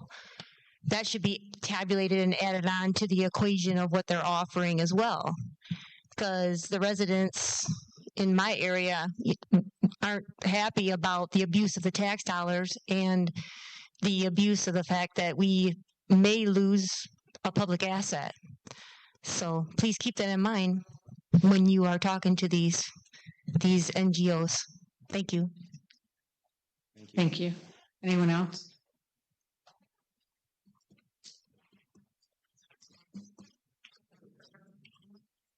I had to write mine down. I'm Jamie Damon. I'm the principal over at Swartz Creek High School, and I feel it's important to address a few statements that were made at our last board meeting, where student athletes with a below 2.0 GPA were referred to, quote unquote, embarrassing and pathetic. I can't continue to tell my students in my building, if you see something, say something, and then not address that. I want to be very clear. Those statements do not reflect the beliefs or values of the staff at Swartz Creek High School. Not one of us sees those students as an embarrassment or pathetic. We see them as young people with potential, challenges, unique stories, students who deserve encouragement, guidance, and opportunities, not labels that diminish their worth. And I'm also passionate and emotional about this, so I'm trying my best. Every day, my staff and I work to support students academically, socially, and emotionally. When a student struggles, our first focus is on asking questions. What can we do to help? What barriers are there in their way? What resources can we provide to help them succeed? What measures our success? Those things measure our success, not by the few students who fall below a certain GPA, but by how many we can lift up, guide forward, and help find a pathway to their goals. I do, however, truly believe that everyone sitting on this board wants what's best for Swartz Creek High School and the other community and the other schools in Swartz Creek. I do believe that. I would encourage you all, though, to be open to listening to the people who are with the students every day when you're making decisions that directly affect the students and staff in our district. Also, your words matter. I speak about this often with our students, and I feel it's necessary to state it tonight. Please think about the example that you are all responsible for setting to our young people, as well as the way we speak about our students. It sends a powerful message about whether we truly believe in them or judge them because they have struggles. I would encourage you all, myself included, to reflect deeply on why we're all here, what values we bring to the table, our jobs as educators, leaders, and school board members is not to criticize students for where they are, but to help them get where they need to go. I hope we can work together to create policies that support and lift up our students rather than label them, and that we continue to build a culture where students feel valued, capable, and believed in. Thank you.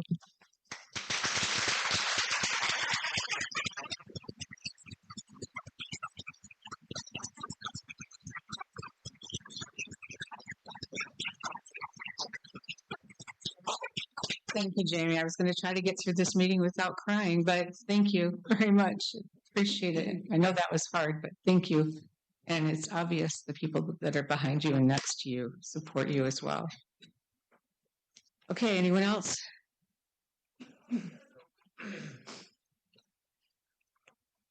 Hi, my name is Matt Henry. Going back to his point, if we have students, 740 some out, or 750. So if we're doing limited, how many are we going to limit to, and would we bring more back with the 746? I mean, if we're just doing numbers, that's it. I know school choice is tough stuff, so good luck. I mean, Thank you. You know, with the kids.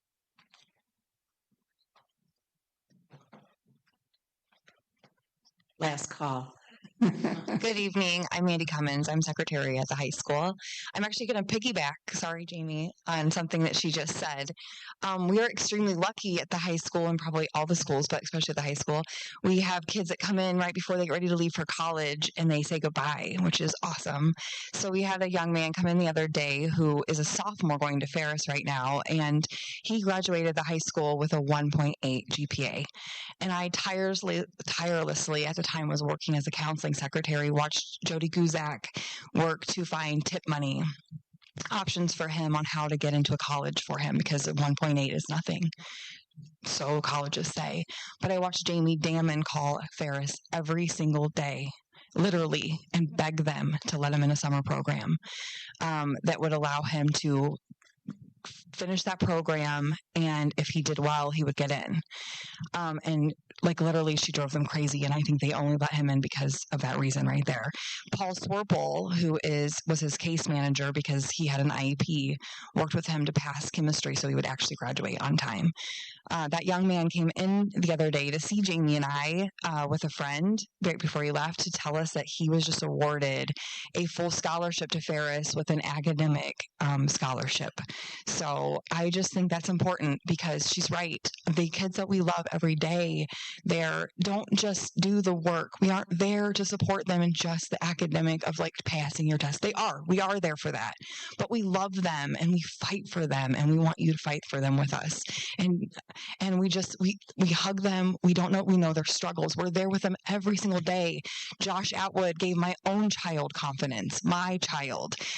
Aaron Robinson would laugh with him when he was awkward and spray him with water bottles. Sorry, Aaron.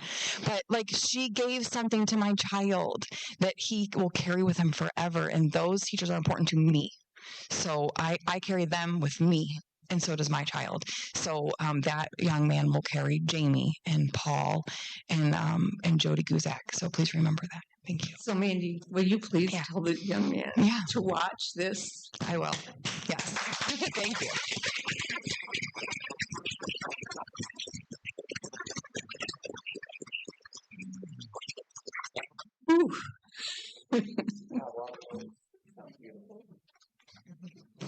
Michelle Paul.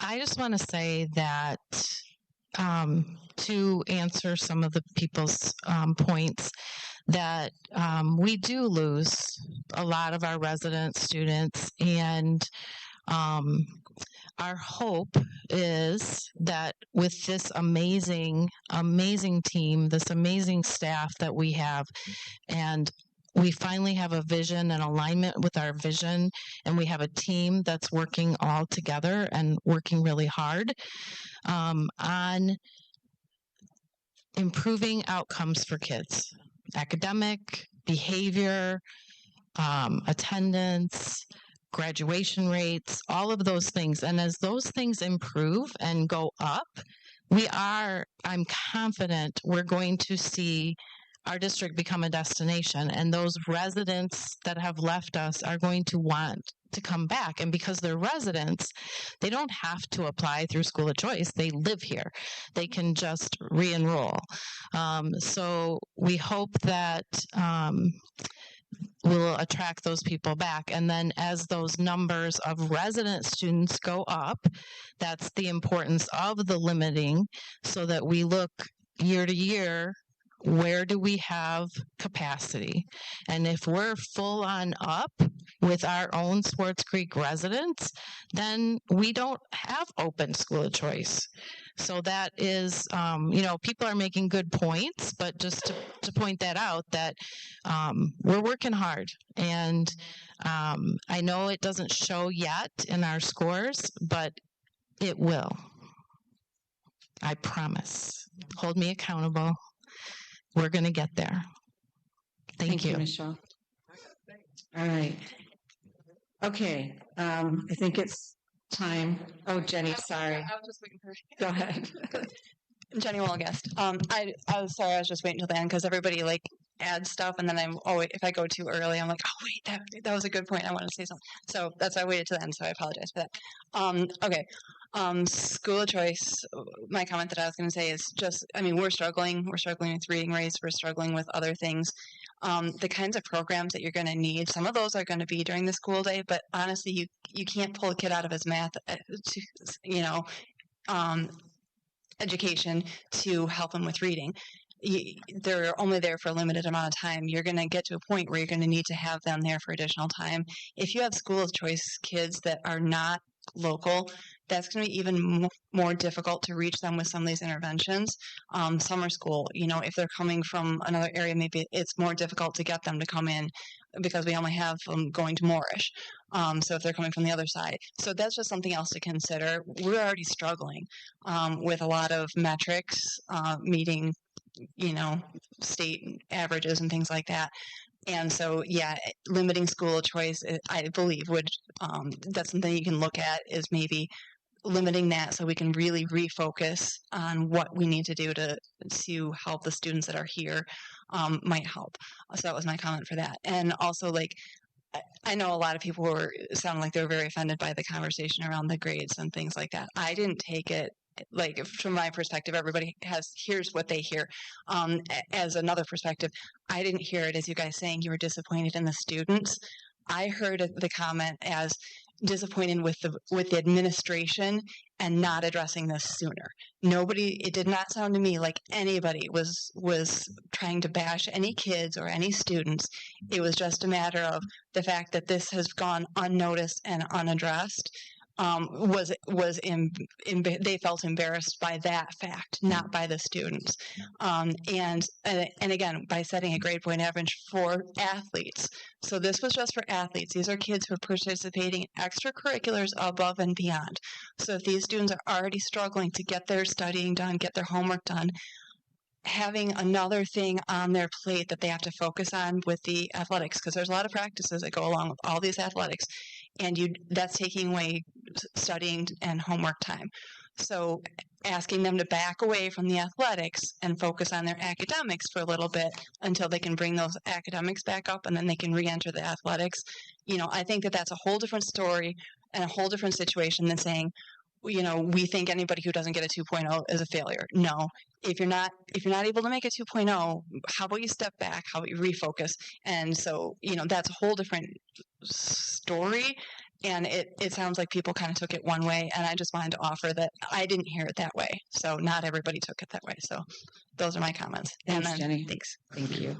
All right, let's move on to board comment. Oh, yeah, Next one. thing. Apologize. Erin Robinson, a teacher at the high school. I just want to briefly say that the student that Jamie Damon was speaking about was a school of choice student, and he was given an opportunity that he likely wouldn't have gotten somewhere else. So for the betterment of humankind, mankind, the betterment for kids everywhere, I feel like school of choice is an opportunity that needs to be given to anybody who seeks out our district. We want to be that destination district. We want to be the place where people want to go, and that kid has an opportunity that he probably wouldn't have gotten.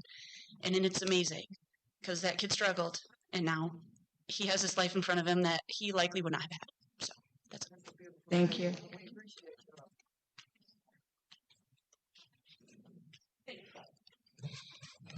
So a couple meetings ago, you watched a board Can you member. please state your name?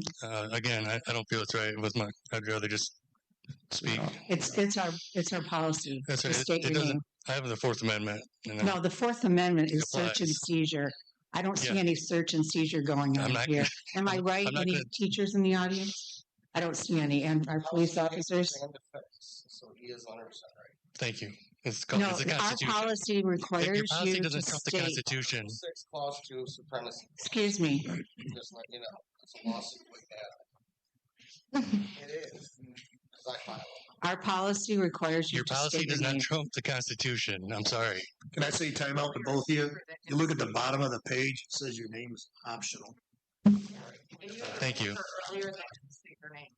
Name and address optional. No, it's in any public meeting. They don't have to give their name. It's a courtesy. Please proceed. We have time. So you watched a board member rip up some FOIA documents that I told you I'd be requesting, and you did nothing about it. I made a formal complaint. I didn't receive any confirmation that you received it. Nothing happened. I've made several other complaints. Never had anything come of them. You've never responded to any of my complaints. I've appealed several of my FOIA requests that were denied. Never had any response from you for any of it. But then somebody's feelings get hurt, and we get a full-blown investigation over a question that was asked. So I hate to see the selective enforcement of certain rules that I guess you get to pick.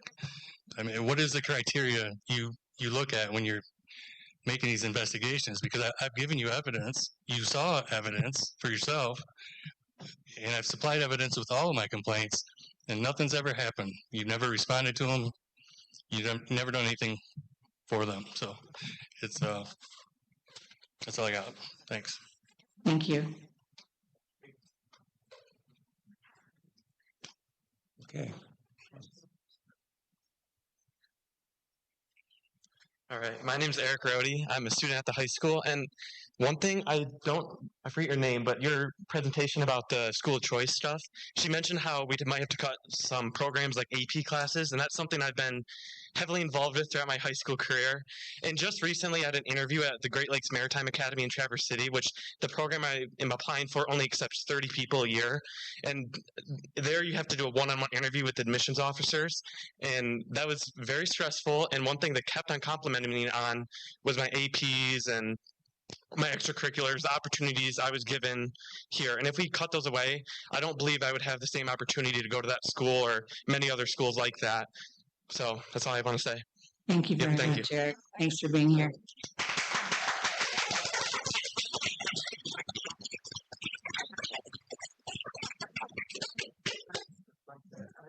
All right, if there are no other folks, we're going to go to board comment and questions. I just have a comment I'd like to make. Due to just some stuff I've heard, I know that we're adding over the last couple of years. We've added, programs for the younger kids, reading programs and things like that. And I think we just added something else tonight.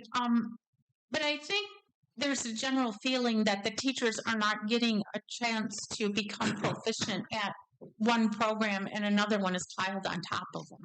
So I'm talking about the younger kids. So maybe we ought to give them a little more time when they get a new program before we give them another one on top of that. This is just a suggestion. Thanks, Kim. I know Michelle's still here, and we'll have those conversations, if not next month at an academic achievement meeting, if you can come. Okay, anyone else? Yes. Whenever. No. Okay. There's several things here. We have to talk about the attorney, the money, underneath old business. Board comments, somebody said that, and I was the one that said it. I never called the kids an embarrassment. I called the administration of myself and I even called myself out as an embarrassment, if everybody recalls, that we should do a better job at bringing our kids' grade point averages up. And it's all right here. We're one of the lowest districts in the county. Okay? We're one of the lowest districts in the county. It's from Michigan school data on almost every category. And it's been a downward decline for 7 years. So when I said that, I said that's an embarrassment for this board, us, we should be ashamed of ourselves. And it wasn't, I never said anything about the kids. So that's how rumors start. You go back, listen to tape. I didn't say anything about the kids. Number one. Two is on my data here, we have lost 751 kids. We should be more concerned about why are we losing our kids. They're all going to Linden, Lake Fenton. That's the majority of them. I looked it up. Out of the 750 kids, 2/3 of them go there. Why is that? No one's asked that question. I've been asking that question for 4 or 5 years. And when I say about school of choice, why are we losing 750? And they're the ones that are actually, their families are paying that $6 million on the tax dollars. But nobody here seems to care about it. I'm not addressing it to that. I'm addressing it to the board and why we haven't did a survey on that. That's an interesting survey. Why do 750 kids leave? And 1,000 kids come in, and the predominant kids that come in are from all the areas, but predominantly from 2 school districts, because they probably feel unsafe having their kids in that district. And I feel for them, and I want them here, but we should find out why our 750 kids have left. Has anybody asked that question? No one's asked that question. They all want to talk about all this other stuff. Why? Why haven't they left? Why haven't we did a survey on that? Not a comment, it's not a question. GPAs. You know what? Our GPAs should be a little bit higher than everybody else. I tried to compromise and drop them down to 1.85. We had a lot of active discussion here. I don't know why we can't have a 1.85 to 2.0. And I said they could fail one class. That way, the child can still play sports, but he's working now harder for his grade point average. I know there's all these studies out there saying it's better that they pass, Chuck, and they bring their grade point average up. When I see that data, maybe we'll change our mind. Josh, I want to know what we're going to do with Josh. I said your name, I'm sorry. He sent me several emails that have some legitimacy, from what I can tell, and they're sent to you, Carrie, and they're thrown away. Why did you pick on Autumn and not have his at least investigated? And say, you know what, I have some problem with it here. Give it to another board member. Don't give it to me. Give it to Ken. Give it to Alyssa. Give it to Kim or Andrea. Well, not because she was involved in some of the, with the tearing up of the notes or whatever that's about. But I think he deserves it. He sent several emails to me, and I forwarded them to you, and I've never had a response. Okay, that needs to be addressed. The AP program. Thank you, young Maritimer. If we did cut the kids, if we limited it, believe me, I am not going to cut any AP programs. And if we got to spend extra money and go in the hole, we'll do that. Somebody said that we have $10 million in excess money. It's not going to happen. The reason why we have a lot of excess of money is because we have people watching money here, and we're tightening up our belts. And we've gotten a lot of federal grant money that's come in that supplemented our stuff, so we didn't have to take money out of the general fund. When I came in, we should have a 10% rainy day fund. And I've said that since I've been here, and I even forced Ben. I said, Ben, we don't have enough money in the bank. You should have 3 months operating. Everybody should have 3 months operating in their checkbook in case you lose your job. You got to pay for your house, your car, your insurance. That's standard operating procedure for any municipality to have 3 to 4 months. And that's all we really have is 3 to 4 months because our budget has grown. They said, oh, you have $10 to $12 million in the bank. You're right. But when I started here, our budget was $40 million. Now it's $51 million. 20% is how much? $10 million bucks. That's not like we have excessive money. That could be gone within 3 months. So them are my comments. I'll reserve it for one more comment. And you have the letter about the attorney. I don't know what we're going to do about him yet.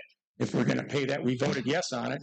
But Alyssa had a great question. Did you have anybody? You know, you asked that question last month or 2 weeks ago.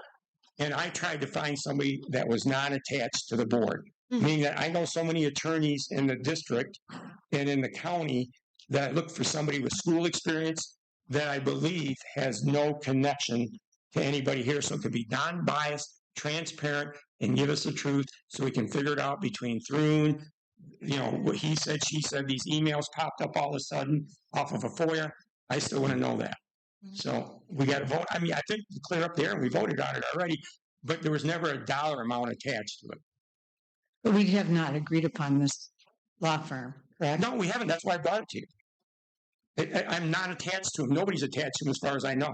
And he's worked for several school boards in investigating and looking at computers and doing a short interview. He's probably going to have, I don't know how many hours, but he said it'd be as short as possible. I had a 15-minute conversation with him. I talked to several other attorneys. They recommended him. I don't know him. I think that's a good fit for the board and clear this all up. So everybody can just say it's transparent and he or she has no attachment. Unless somebody knows this person. What's his name? Kendall Williams Law Firm. He has a couple other people working for him, but I don't know them either.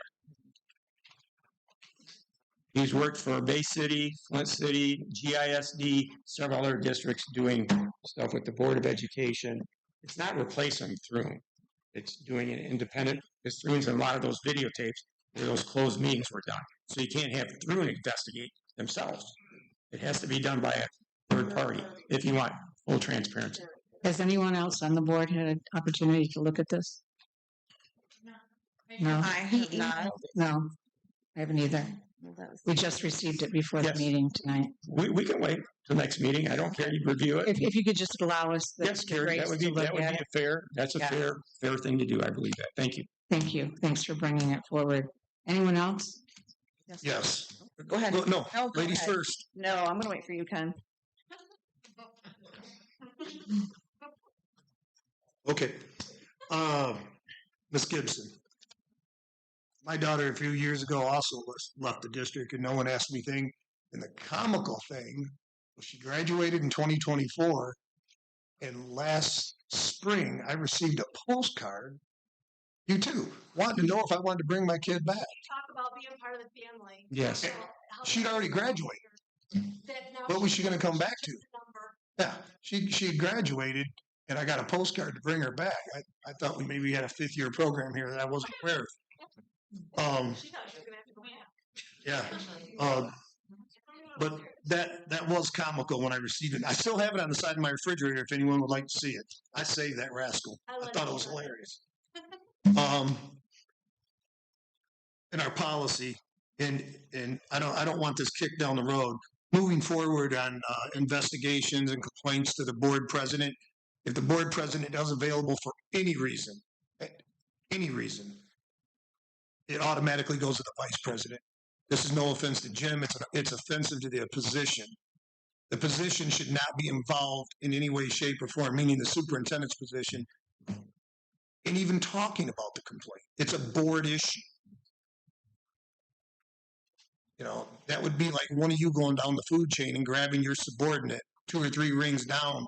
Hey, why don't you come in here and take care of this for me? Again, MASB stresses to us over and over and over. The superintendent is our only employee. That's why I have an issue when we ask a question, and I know Jim cannot possibly answer everything. But then I listen to Jamie or anyone else, like, different when they're giving a presentation like Michelle did tonight. But when we refer a question to them, we're deflecting something away from the person that should have the answer. And I don't know how to necessarily correct that. But I would like to see that policy change. I'd like to see it brought back immediately. That if there's a problem where the president cannot do something, it immediately goes to the vice president. And if the vice president is available, then pick the secretary or the treasurer. I don't really care which. But it's going to go down the food chain. It stays within the group of 7 here. I have no idea why the superintendent would be involved in that. I mean, and no offense to you, Sue, we might as well give it to Sue to email it. I mean, she's just as adequate as what Jim would be if all we're doing is passing information. You know, we have a board secretary, which I believe that's also in the scope of your employment, correct? She could have emailed it to Shirley. Well, she did. Okay, well, look at that. So why did we sit here for how long and debate whether the superintendent should have been involved in it or not? We did that last month. Yeah, that's brought up credit cards. Jim and I spoke length at that this morning. Because I like Jim, I'm going to cut Jim a little slack tonight. And we will continue to talk about the credit cards. However, some things were brought to my attention on November the 6th after the millage passed.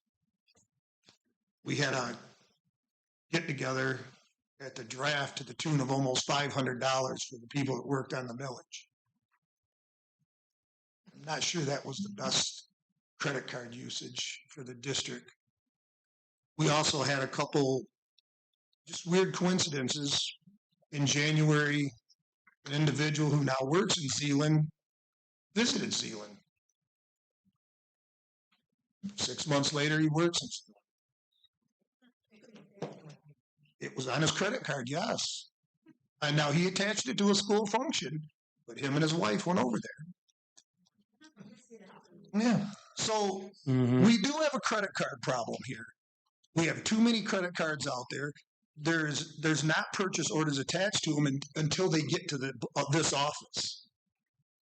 So I'm gonna let this go for another 2 weeks, and we'll see what we can do to resolve it. Not that it makes me happy, but it's going to have to kind of make me happier. I'm going to bring a vote back here to the board that we eliminate every credit card in the district except for department heads and building principals, and we'll leave it at that. Because there are 51 credit cards out there. If you take teachers, aides, bus drivers, cooks, I don't know who else, custodians, if you take them out of the mix, I'll bet you well over 50 to 75% of the rest of those employees, I'll have a credit card. And we did have a heated discussion about it the other day. And I got told, well, the STEM coordinator may need emergency popsicle sticks. Huh? And that's not accurate. It was an example. Well, but after you left, we talked about the urgency of getting, say, for example, hydroponic plant material for hydroponic gardening. Okay, but that was Jamie's example. I used Jamie's examples. You're giving me another one. When I spoke to Jamie on the phone, that was her example. If we in an emergency situation, we needed popsicle sticks. I didn't dream that up. I said it to be funny. And Chuck thought, I actually dreamed it up. I said, no, that was Jamie's comment to me. So that's the argument I received from our financial person. Why? And I'm not picking on that particular position. I'm picking on credit card use. Again, when we originally did this, Jim Blow was here, Jeff Hall was here. Jim Blow was adamantly against it. He wanted POs. And the athletic director at the time wanted to make a purchase and got caught up in that PO process. You know what? Building principals, the athletic director should have a credit card. Good idea. But we don't have 51 principals. I mean, if you looked at the list couldn't even be explained totally to me. So Jim sent me a message today. I'm accepting that as a little bit, but there needs to be a better checks and balances. And if you'd like me to get more credit card receipts and tell you where else people went on conferences with their wives and $3,700 to go to Marquette for a group of people, you couldn't find PD training or whatever training that wasn't Marquette. Down here, $60 an evening for dinner. That's what the stipend is. That's right here. I got it. I mean that. That whole thing is just out of control. So I'm gonna end it there, and I will continue to speak with Jim about it. But if we don't come to any resolution, I'm hoping that 4 of the 7 of you will vote to eliminate some credit card usage around here until there's a better handle put on. By the way, one last thing, just so you understand the credit card. In our policy, it says that it can be 5% of our total budget. That's about $2.5 million that we can set aside for credit card use. We spend it. No questions asked. It's available. Not that you have to use it. It doesn't have to be used. But $2.5 million is available if you stay within the budget. I would think if I was a teacher sitting here, I would be using that the next time a contract negotiations when I put my union hat on. This is what we unleash to go to whatever. So just a thought. That's it. Andrew, did you have something? I did, just a couple things. So somebody brought up the NDAs again tonight. So just so you guys know, as a board or administration, no one here has been asked to sign an NDA as part of the administration or board. We do have someone in the financial department who sold her home because she lived there. And somebody has mentioned, I don't need people to tell them, I'm explaining to you guys what I know. So homeowners have been asked to sign NDAs to not disclose. I can't tell Chuck if I sold my home to the mega site, Clinton Genesee Economic Group, whatever you want to call them. I can't tell Chuck what I sold my home for and vice versa. That's what they are signing. It has come to my attention this week because I know she signed that. She's said that she signed it, and that's why she signed it. She sold her home. Being that she works in our administration building, maybe she has to change some way she's part of any communication about Moorish Elementary. We're going to have to talk about that if that is such an issue. But just to clarify, because I know that was brought up about, we can talk afterwards if you have questions, but the NDAs are for homeowners to sign over there to not disclose what they are selling their home to or property to their neighbor. So we will not be asked to sign one to be presenting the offer to Moorish. It's a public sale. Everyone will hear what's going on anyways. So that is not something we will be asked to do. The grade point average, really bummed that I missed that conversation last month because the board members that were here last year know that I was very passionate about that rule. I had a high school athlete last year. I was very in tune. There were some coaches in the audience that could attest to my participation with the students out there, engaging with these students, talking to these students about how they feel. I had a kid come up to me, I'd never met him before, and he said, "Thank you for making that decision about the grade point average." I had no idea at the moment what he was talking about, but it took a pressure off. To back it up, because some of you are hearing this today because you weren't here last year, Michigan requires that our students only pass 4 classes to play sports. That's all the state requires. Swartz Creek said, pass your 4 classes, but also get a 2.0. Okay, why not make them pass all six? If you're going to be in athletics, pass all six classes. I don't care what your GPA is. Maybe you care because you want to get to college off that GPA. That means something to you as a student athlete, or you want to be in band, whatever, great. I need my students to pass all of their classes to graduate. I used my son over and over again as examples. My kid could easily carry a 2.0 and pass strength and conditioning, ITC, construction to trades, and some other class. But he could have failed math and English. He could have gotten a 2.0. So I'm a little disappointed that nobody went back to the school. We've lost Holly, but no other parent had a student athlete last year on this board. And I brought things back to the board members that were here over and over again. Hey, this conversation happened. This happened over here. Trying to let you guys know what a positive change that was in the building. We had teachers and principals come up to us and tell us what a positive change that was. It took a different pressure off to pass the class over this certain grade point average, because maybe they're going to get into college with a 1.8. My kid got into college with a 2.2. Little hair on his chin. But he got in off athletics because he was able to play the sport. It got him into college, and now he's going to have to obviously maintain that to keep going. But sometimes we use athletics to get them to focus more on school. I mean, when students are coming up to you, thanking you, that you kind of change the parameter, and you're saying, hey, put my feet to the fire that I have to pass all my classes, but don't make me have to get all A's, right? I don't know, the vibe that I got every time I was in the building, every time I asked, the students were excited about it. I talked to athletics. I talked to Nikki Moon. Nikki Moon spends a half a day manually calculating grade point averages. Just in case you guys don't know that, it is not something that they can pull up like they can. They're passing all of their classes today. We have to have an employee spend half of a day, Nikki Moon is our athletic director secretary, half of a day to manually calculate GPAs and then take them to the coaches instead of taking 30 seconds and pulling a report.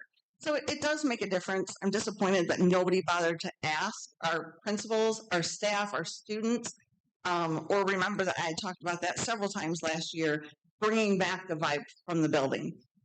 But I also know we had Miss Damon come up and talk to people about it last year and saying how great that was. Sorry, it's really dry in here. I have an email from a student. I won't read the whole thing, but I'm going to summarize it. She is a 3-sport athlete who maintains a 3.3 GPA, so kudos. That was as a freshman who chooses advanced in AP courses for her sophomore year. She's an officer in student council for government. And more than achievement, she's found a family here.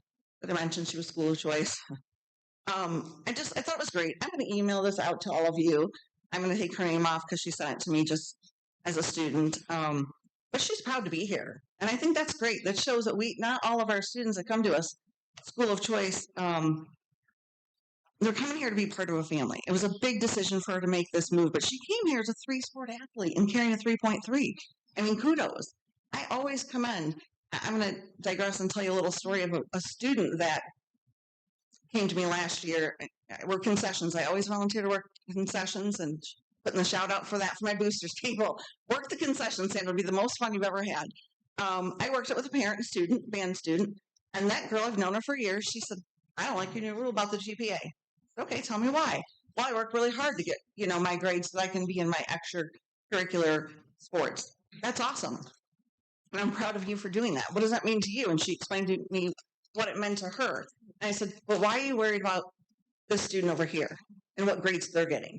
You're focused on you, and you have a self-worth to get that GPA.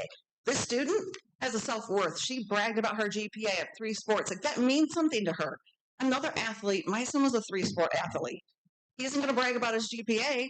He's just going to get out there and pass his classes. But it means something to certain people. And, at the end of that conversation with that student and her mom, she's seen the other side of the fence. Then maybe not everybody can get the 3.3 or the 4.0 and play sport, but they can pass their classes and still do the sports because there's a drive. They're going to be at school. My kid came to school. My kid missed school and still showed up to practice. So we do need to address that, principals. But, I come home from work and he's gone and he missed school but went to practice because that meant something to him, but he knew he had to pass his classes to be able to be in the game on Friday. So anyway, so I'm a little bit disappointed that we changed that with nobody asking any questions about how it went. We did the whole year with it, and everybody always wants numbers, wants facts. Nobody got the numbers and facts about by attrition. Did the grade point averages go up? I've heard that they did. But nobody bothered to check that fact. Let's just change it. Something that worked for a year, let's just change it to something different. So thankful to the student that actually is here this evening. One more thing I'm going to touch on. I've been very targeted for quite some time now about all kinds of things, but I'm going to 100% say that, yeah, I ripped up a document, my very own agenda. It doesn't belong to anybody else. It's my own personal note. There's not one thing up here this evening that belongs to anybody else but me.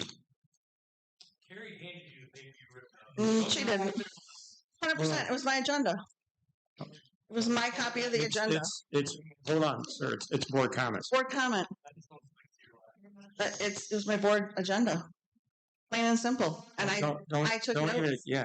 I'm just saying. Your board comment. My it's pretty consistent. And there's already been one board member pushed off this board because of drama. That won't be me, just so y'all know. So that's it. Thanks, Andrea. Me either. No, yeah, I just, to your grade point average, Andrea, we're asking our children, and I gave you I got the Michigan school data here, how much we fell down. And I'm not saying that program may not be well, but all we're asking our kids to do is get 2 B's, 2 C's, and 2 D's. That's a 2.0 grade point average. I mean, what is wrong with that? And we even let them fail one class. Well, why let them fail? Why let them fail when they need that? This is how ridiculous. 2 B's, 2 C's, and 2 D's maintain a 2.0 grade point average. If that's what Swartz Creek wants, I don't know. I don't know if the grade point average, I guess that data would have been here today. If it's substantially up, you know what I mean? I will listen to Ms. Tate. Well, then, you know what? Bring us the data. But you know what? I'm looking at Michigan school data. We have the highest dropout rate, the lowest college readiness rate, the lowest percentage for our graduation of the schools in our same size, and you guys want to drop the grade point average? No, it's 2 B's, 2 C's, and 2 D's. Who in their right mind thinks that's not fair? Don't we want our kids to graduate, Chuck? That was the purpose for having them pass all of their classes. They can fail one class. We're always weak at one class. Why do you want them to fail? I don't want them to fail any classes. I don't want them to fail. We're going to get back into this, but anyways, it's 2 B's, 2 C's, and a D. Or you can have A, B, 2 C's, a D, and an E. I mean, that's a 2.0 grade point average. You know, so I don't know. I don't know. Education is our primary source here. That is our primary goal. And if you're saying that kids should achieve a good grade point average and to play sports, it's a privilege. We spend $1.2 million a year in sports complexes, different equipment. And why can't we ask a child to say, hey, listen, and you know what? We've heard all these great teachers today. They can help them. They can help them maintain that 2.0 grade point average. It's that simple. Huh? They pass all their classes. You just told them they could fail math. Well, I actually wanted to do 1.85, but there wasn't the flavor for that. I'm always a compromiser, and I said, okay, let's do one. I think I said that right, Ken, last week. Actually, I wanted to have a 2.0 and pass all 6 classes. Yeah. I tried to beat him up, and it wasn't happening. So I was willing to go just a little bit less below that 2.0. But really, we're asking our kids for 2 B's, 2 C's, and 2 D's. All right. I want to make a couple of comments. I want to thank Michelle again for presenting and for Can I answer some of the questions that I know the answers to, that you guys want the answers to? Why don't you have her bring a presentation? So bring a presentation next week. So no, I'm gonna ask Jamie. I'm gonna thank Michelle. I'm gonna ask Jamie to answer the questions so that we don't have to belabor this another month. Why don't we adjourn? Okay, and so if we want to thank you to everybody who's here. Thanks to all of our educational staff who's here. I'm sorry to keep you so late. This makes for a very long day for you, but thanks for all that you do. I appreciate it very much. And with that, I'll entertain a motion to adjourn, and then Jamie, maybe you can come forward and share. That way we'll follow in protocol, Yes. Jamie. Thank you. Okay. Yeah, motion to adjourn. Being on Okay. route. Any comments or questions? I do have one. If four of us are up here and Jamie comes up here and discusses school business, violation. But that's what the man said. If you have four people, you discuss school business. That's an Open Meetings Act violation. So I would strongly suggest four of us leave. So Jamie, can I ask you this? I know you have a lot on your plate. Could you provide Mr. Kitchen an email, maybe through Michelle, whomever the appropriate person is, and then that can be shared with us? Would that be okay? You guys give me specific things that you want me to report. You just want me to report what I already know might be helpful. I think we'll leave it up to you. I want to know what the student athlete we'll leave it up. GPA is this year from last year. Let's talk among ourselves before you adjourn. Have her send it to the board, Jim. Pass on to us. If we have questions, then we can write them, email them back to Jamie, and then we can do our own research and maybe have a short presentation next month. Individually. Is that fair? Is that Yes. fair? Is that fair? Okay. Yes. That's good. Okay, any other comments or questions? If not, Sue, can you do No, I can't. roll call, please? Yes. Ken Engel. Send the questions back. Roll call. Autumn Henry. Yeah, Motion to adjourn. Yeah. Let's get out of Roll here. call. Yeah. Roll call. We roll call to adjourn? Okay. You just asked me to do roll call to adjourn. Aye. You don't have to roll call. Yeah. All in favor, say aye. Aye. Any opposed? We are adjourned. All right. You too.